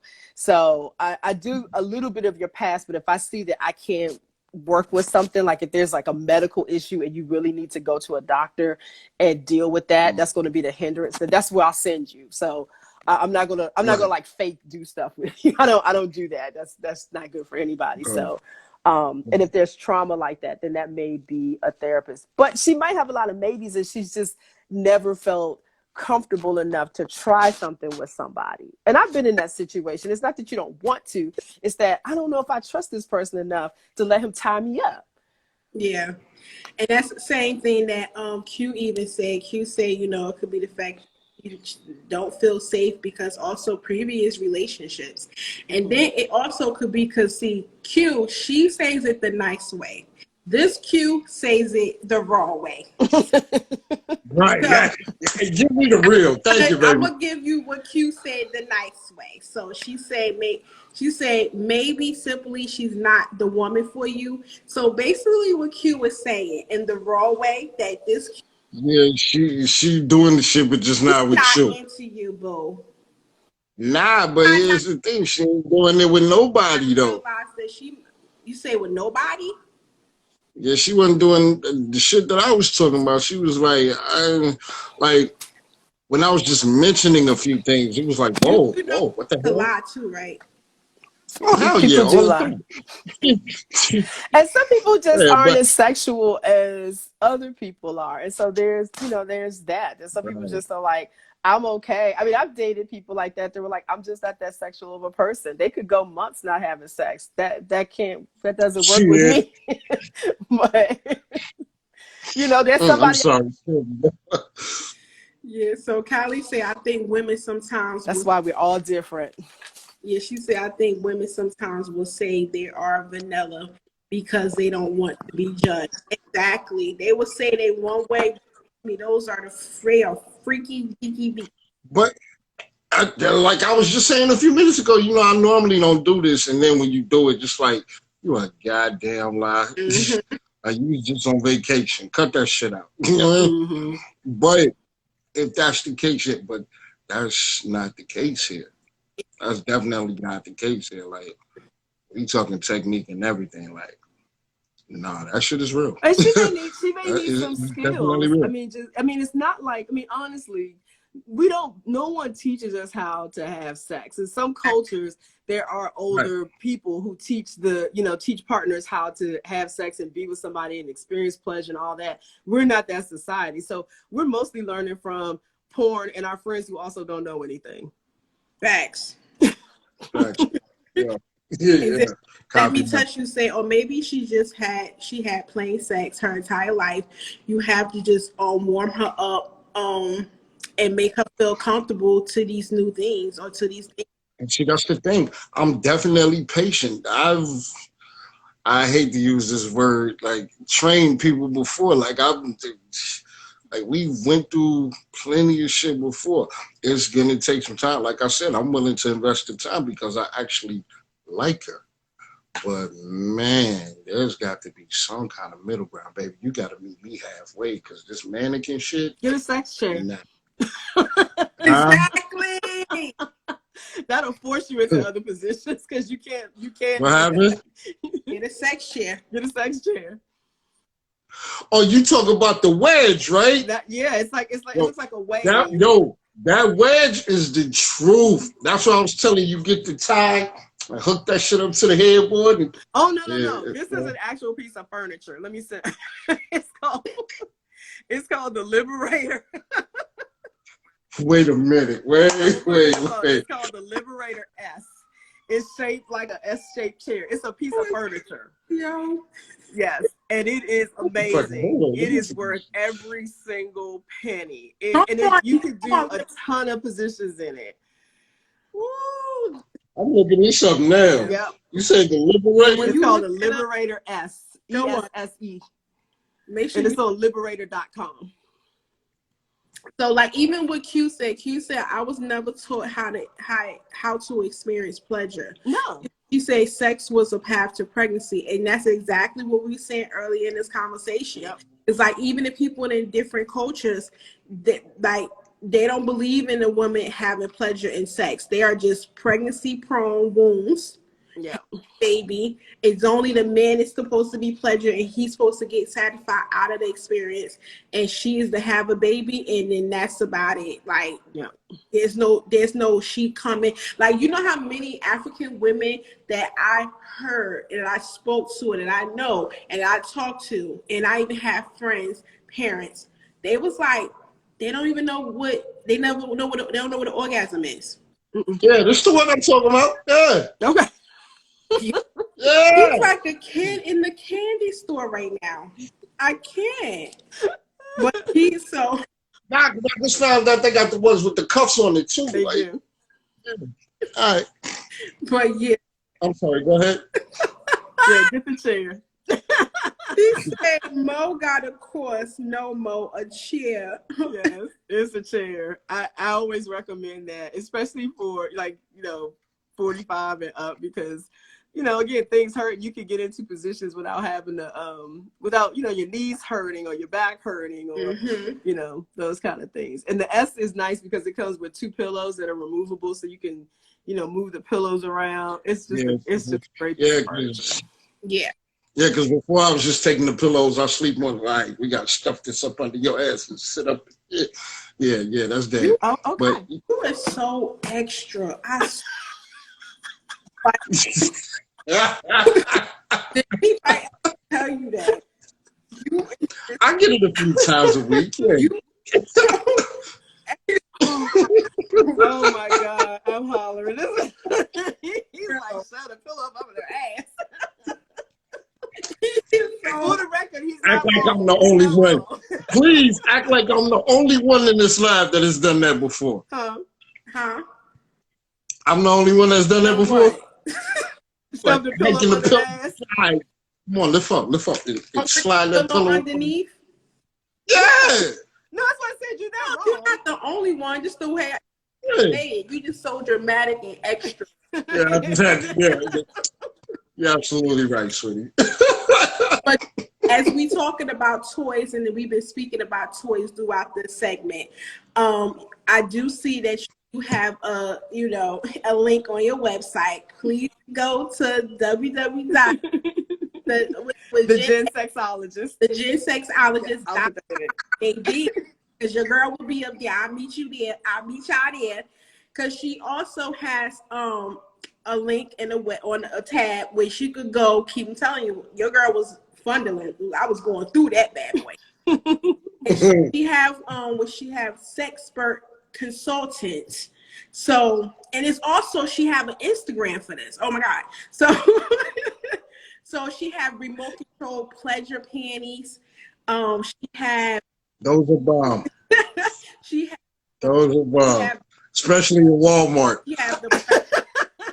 I can't do. I don't want to get my pleasure panty from no damn Walmart. Like, no, he said no. I said when you're in Walmart. While you're in Walmart. Remote control. Bro, we going to dinner. We going to. I'm telling you, every time. Every time. So that is fun because especially when you're going out to dinner, you got date night, you put them on, and you unexpectedly receiving that good. Yeah. Right. I'm gonna electrocute you. We going in. The pleasure couple ring. Is that the one you actually have now? Was that this one? Yes. Yeah. Yes. So this was nice. I like this. I have some toys that I don't have stocked in there yet because what I do is I test the toys out for 30 days to make sure that they work, they last. I'm big on rechargeable toys. Just because there's nothing worse than a battery running out in the middle of the revolution too. Tell me about it. I'm like, ladies, up level yourselves. Get rechargeable toys. please. And listen, see that I deserve that because I didn't know until then. So I had like the sex expert inside the toy store. She's like, "Girl, you dealing with batteries? Why are you dealing with batteries? What? Nah, that is miserable to have your batteries die." My batteries died out of my vibrator. Mine too. And I tried to look for Then the bad point is when you try to look for batteries, you don't have batteries. I end up buying new batteries, and the damn thing still doesn't work. Or it's using some weird little battery that you can't find just anywhere. Exactly. Like a little tiny watch. Or the like, watch this is batteries. terrible. Just get rechargeable toys. And ever since that, she gave me a one-on-one lesson in that store. I was like, I don't care who come in, but this is me and you. Forget them. Let's go. Tell me, yes. I need to be your home girl. Yes. And I need this because I was mad. Oh yeah. And then it comes out to be the worst when you want to use it and you be like, damn. Like it's got that sad little sounds like you're like, I was almost there. Yes, you were like, damn, man. I was right there at the finish line. She also had the rechargeable mini plug. She had the finger massage. She had the Eva 2. Yes. Yeah. So that sits, it's a clitoral vibrator. It actually kind of sits around the head of the clitoris and vibrates. So it's a good couples toy. So, for the guys that just like to go banging at it, it's cool because you got that doing work down there. But still, I tell guys, please don't do the. Yeah, please don't do that. I hate. Yeah, it's whack. We don't like it. So, it's the Mantra Man tool. So this is another tool to use. I have one. This is a great tool to use too when giving a blowjob, and it I love this company. It's called Fun Factory. I love their toys. So it looks like this, and it has these little. Is that a mermaid tail? Huh? That's a mermaid tail? It kind of looks like that, yes. But it goes around the shaft of the penis. You got to put a lot of lube in it because you'll see it has these little ridges in there. But you put the lube in here and you could use it up and down on the shaft of the penis while you give a blowjob. It's amazing. I like them too. I like this toy too because it has this the hook on here. This is actually in my latest blog post too. This is the second one I talked about. You should lose his damn mind. How to give a great blowjob. And it's rechargeable. Yes, listen. And the Curvy 3 Plus, what is that? Whew. So this is a clitoral vibrator. It looks like this. Come on now. It's also good for partner play because it can just lay on your stomach in between the two of you. So, and it's not obtrusive because of the way it's curved. Yeah. But it's a clitoral suction toy. So if you haven't played with a clitoral suction toy, this is a good one to start with because it's under $40, I think. I have others, but they're more expensive. But this one is about $40. And it has different vibrations and it has an app with it. So you can set the different vibrations and it'll also set to your Spotify playlist. And play the beat of the music. Yo, y'all got all the fun stuff. Like, we don't get none of that shit. So this is one I don't have on my site yet, but this is by Fun Factory too. It's called the NOS, I believe it's NOS. It's a German company. And this is a cock ring that also works as, so when you put it on, you can put it on different ways. So you can put it on and have it laid down. So this way it'll vibrate on the scrotum. You can wear it this way where it's sitting up. And then when you are penetrating your partner, they'll feel it on their clitoris because it actually is designed to kind of grip around the clitoris while you're having sex or intercourse. Or you can, if you are having sex doggy style, you can use it on your you could put it around the loop around your fingers and then put it on her clit that way. So it's very versatile. I love Fun Factory because they their body safe products, they're rechargeable, but they also think of multiple ways to do things. Because you can use this on your nipples, you can use this one on the nipples. They just think of a lot of things. I like their products for that. I swear to God, y'all about to have me making a phone call when this is on. Like, for real. You know, what you need to be doing is going to her website and be making an order. Now I was just looking at it, yo. Thank you. That's what you should be doing. And after you make the order, you make the phone call. And then make a phone call. Yes, ma'am. Yes, ma'am. So, Q say, I will lose my mind to have suction on my clit. I don't think it's that hard like that, Q. I don't really think it's like that. Trust me, it's going to be a type of suction that you're going to lose and blow your mind. It is so. If you've been used to rabbits, like this is like most of us, this is a we vibe. But a lot of us, you know, kind of grew up with the vibe, with the rabbit thing. Yeah. If you like this will blow your mind. You'll just throw this away. Like you'll be like, whatever. Like these are this one hits right on the clit. And that's what most women want. Some women do like the fullness. Don't get me wrong. Like some people like the fullness of something inside and then something on the clitoris. But that suction is, you'll come in under 2 minutes with the suction clitoral vibes. Got you. They're worth it. And okay, God 22 said, I need one of those, the black. Yeah, he was this one. Go to the website. Hey, bro, them shit's the truth. The fucking cock rings, bro. Them shit's the truth. Yeah. I'm adding this to my website soon because I'm still testing this one out. I've only had it about a week, so. Renee, put your website in so I can pin it. Yep. And then also this rose that I'm hearing. I'm hearing a lot about this rose. Me too. I can't get one. I'm mad. I'm all the women that have it. Like, I am so jealous because I've been trying to get it. It's like that's the commodity right now. I can't get it. I've been asking around trying to get it from my distributors. Nobody has it. But the women are like falling out naked over it. Literally, like this is the best thing ever. And listen, I need when you get it, I need it. As soon as I get it, I'm putting it on the site. But I have not been able to source it from anywhere. Just email me or DM me like Q. I got it. I'm like, woo! I'm telling you, and then as soon as I get mine, I'm telling everybody who got one and that want one and they can't get one, they can't find it, it's out of stock. I'm like, oh, y'all better hurry up because she's limited supply. I hope it's as good as everybody's made it out to be, because I've definitely bought toys that were like, you know, it's like the hype and then you get it and you're like, I mean, but everybody is different. So that's the other thing you have to, like, I bought toys and they're like, this is trash. Like, I got something I just hate. And they're at the bottom of my chest, so I don't accidentally pull it out. You know what I think is trash? Dildos. I think dildos are garbage. They shouldn't even make those anymore. They should just stop trying.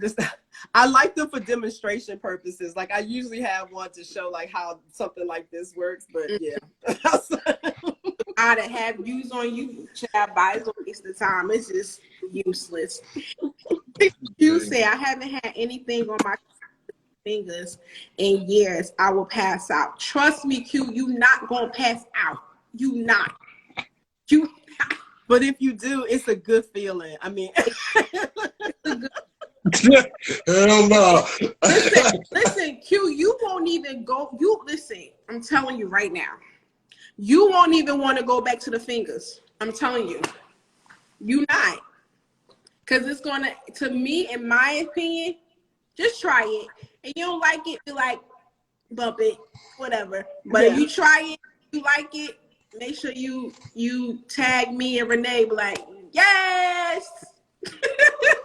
Yes, because I love this one, that one I just showed you.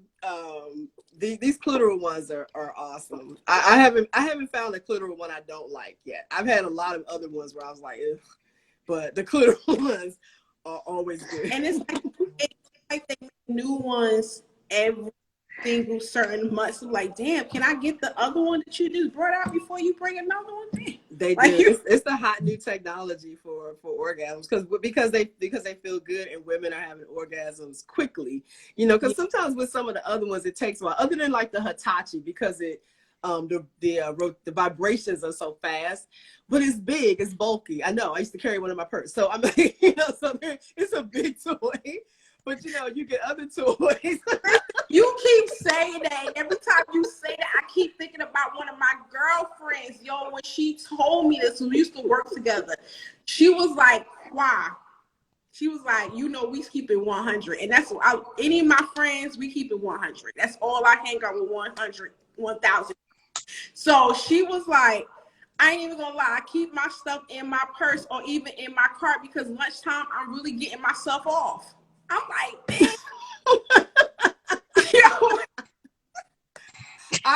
I used to keep it because sometimes you're having a sexual encounter that is not amazing, and that's why. And I don't have a problem pulling out a vibrator, regardless of how you feel. Because again, everybody naked, everybody should be coming. I'm not leaving, you know, because you got yours. I need to get mine. I'll leave after that, but that's why you were carrying yours. But I'm carrying mine for that reason. No, she was a nympho. I think she was a sex addict. That's what me and her, we even had that conversation. She was like, "You think I'm a sex addict?" I said, "Girl, I have no idea." But what the hell?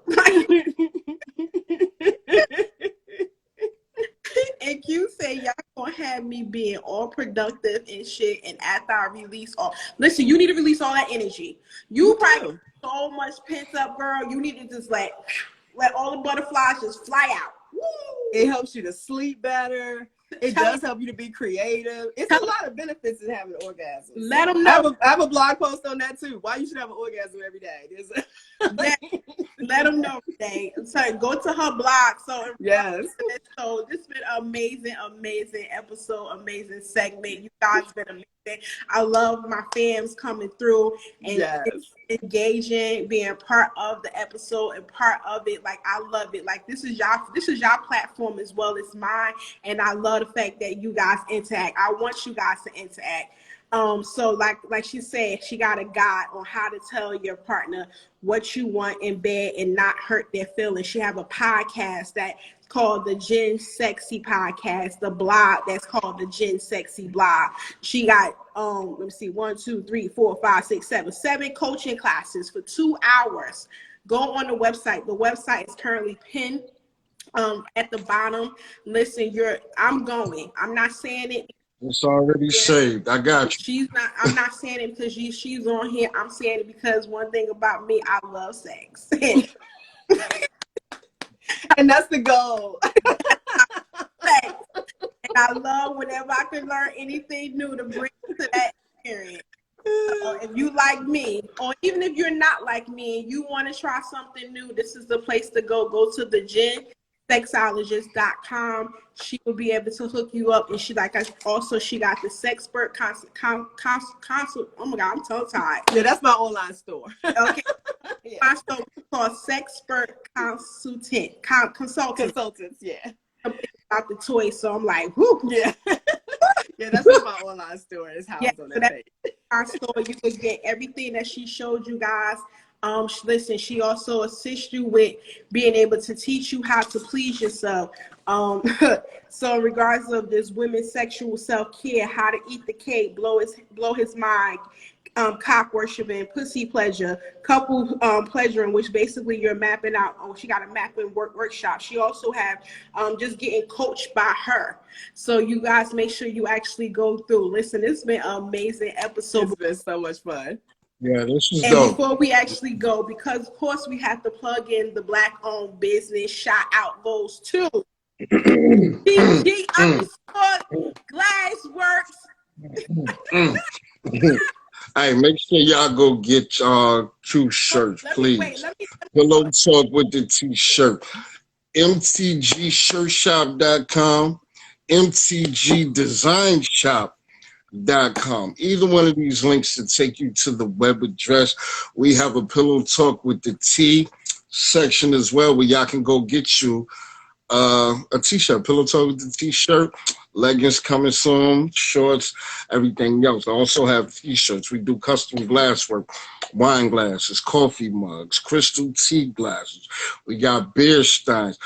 I mean, pretty much most of the people here that was in this conversation have my products. I stand by my work. It's guaranteed. Y'all sitting here looking at me. I'm at my desk right now. My tools are here. I'm doing all this by hand. Okay? This ain't somebody who wine glasses. They putting stickers on their stuff. None of that. This is none of that. This is hand carving glass. So It's in regards to what he's saying, this is my glass that I reached out to him. See what I'm Got saying? it custom made, and it's the Pillow Talk with the T logo. Yes, this is amazing. Then also, because you know I love to drink my tea, and then also, of course, my son. I got a 20-year-old college son that loves his little liquor, his beer, you know, or his juice. You know, so I had to make sure I represent for him. He do have a straw that comes with this, and he also has 2 different tops, but this is the one that's actually come here. Yeah. So it has my son brand and his logo, which is at Rico 5 Global. So yes, and then of course this is his football jersey number all day. Yes. Go nice. Yes, I might need to get one of those with my logo on it. Yes, go Sunset. Like So come on, Abby. Abby, shoot me a logo in the DM. What's okay. up? Absolutely. I pulled your website up, but I haven't. That's all I've done so far. So Hey, look around, make yourself at home. Subscribe to the newsletter. So, but also, I just want to make sure I put reminders of making sure that everybody just make sure you go follow, like, and subscribe. Pillow Talk with the T. We are on YouTube. We are please go subscribe to YouTube. Please, our YouTube page needs your love and your support. And then not only that, but we are on Apple Podcasts, Spotify, iHeartRadio, Pandora, Amazon Music, Google Podcasts. We on everywhere. This on all podcast streaming platforms. So there's no reason you can't say, if you don't want to look at the video, you want to just plug into your headphones and just listen to the conversation that we spoke tonight that you may not want other people to be in with your listen, iPod headphones up and them phones and them headphones and say, oh yes, oh my God. Right. Get your notes, because this was an educating segment. Get your notes, seriously. Yeah, this was fun as shit. This was fun. I appreciate you bringing me through. Yes, also I want to let you guys do know that if you do have a Black-owned business and you want me to shout you out, you want me to tag you, post you, represent you, big you up, and also me wear you and have my people around you wear your brand, please DM me and send me a merch. I don't care, just give me a t-shirt, something I can represent you with to be able to shout you out, because one thing that we have to do in our Black community is support each other, and if we don't do it, no one else will. And oh yeah, I got something else coming your way too. Okay. So also we do have the Pillow Talk letter. So the Pillow Talk letter is basically almost, remember the strawberry letter? Oh, that's something what we have. So we had the Pillow Talk letter. So normally a lot of people don't like to show their face. A lot of people don't like to tell people who they are when they just want advice. So you are wanting a person, or you're a person or know a person to say, you know what, let me shoot Kwa this letter to tell her about my friend, my mother, myself, or whoever, and you just only want to be anonymous. Do not put your name in it. Just tell us your story, and we could be able to actually give you advice. I experience advice. We are not specialists. I'm not certified. I'm not a doctor. Everything I share, everything I give is from experience, from my own opinion, and just my advice. But if you want advice and expertise, just my experience, even from my fams that's in the comments that you see that they are constantly engaging, they will give you the tea. They will serve you right, and my fam would definitely get you straight. So you definitely want to be able to send an anonymous letter about a story that you want any information, advice on. Just shoot us that email at pillowtalkwiththeT@gmail.com. And also just make sure that you, the next show is next week. Next week is going to be amazing. Listen, we only in season 3, episode 4. Just the 4th episode. So you know it's only going to get better. So I definitely appreciate Miss Renée Yvonne, the sexologist, the certified sex therapist, coach, and also counselor. She's also a counselor too, y'all. Listen, the lady got a lot of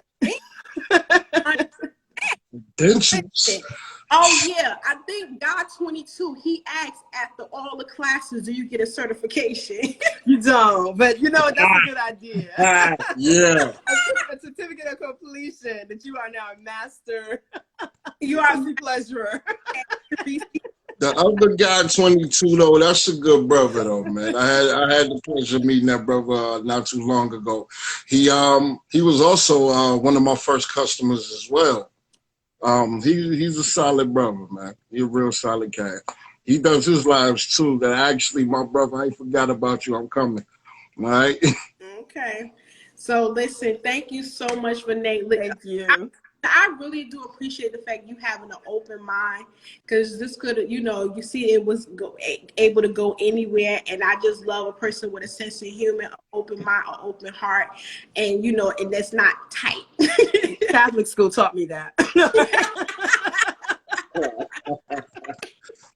So I have to appreciate that, and I have to definitely end up giving some recognition to that, because some people probably were like, oh my God, what I get into. But one thing I say about the season 3, when I came back into season 3 after taking a 2-month hiatus, I actually prayed over the season.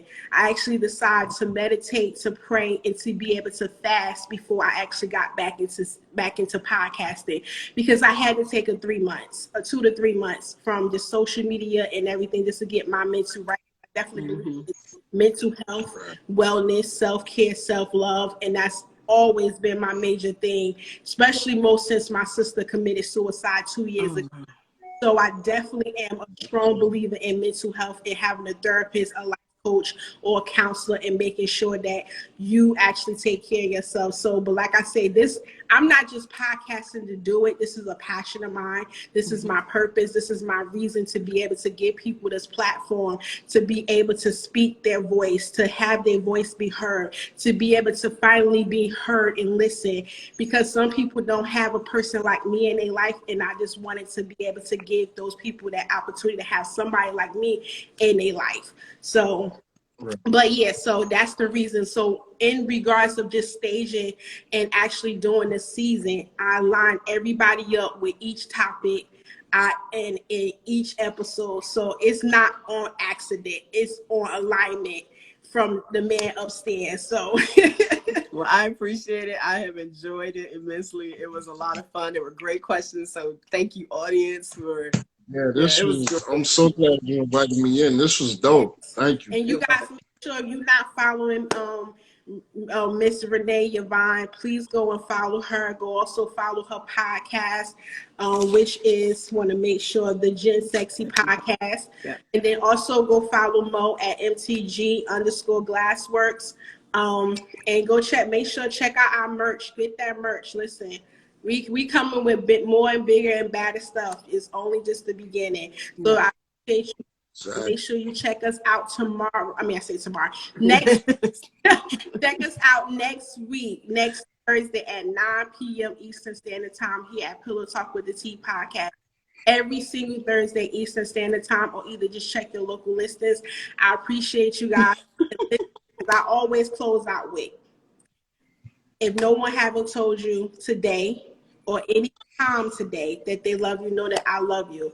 Also remember and to know that you are not who you was yesterday, that you are today. And to please make sure that you learn something new about yourself or in the world, so you can elevate and continue to grow and be the best version of yourself. Appreciate you guys. Love you guys. And I see you back here next week, or I see you on your podcast, because I support my peoples. Yes. I see you on y'all podcast, hopping in y'all lives, and I'm showing that love as you guys showed me. So you guys have an amazing, blessed night, and I appreciate it. See you guys later. You too, love. Thank you. Later, y'all.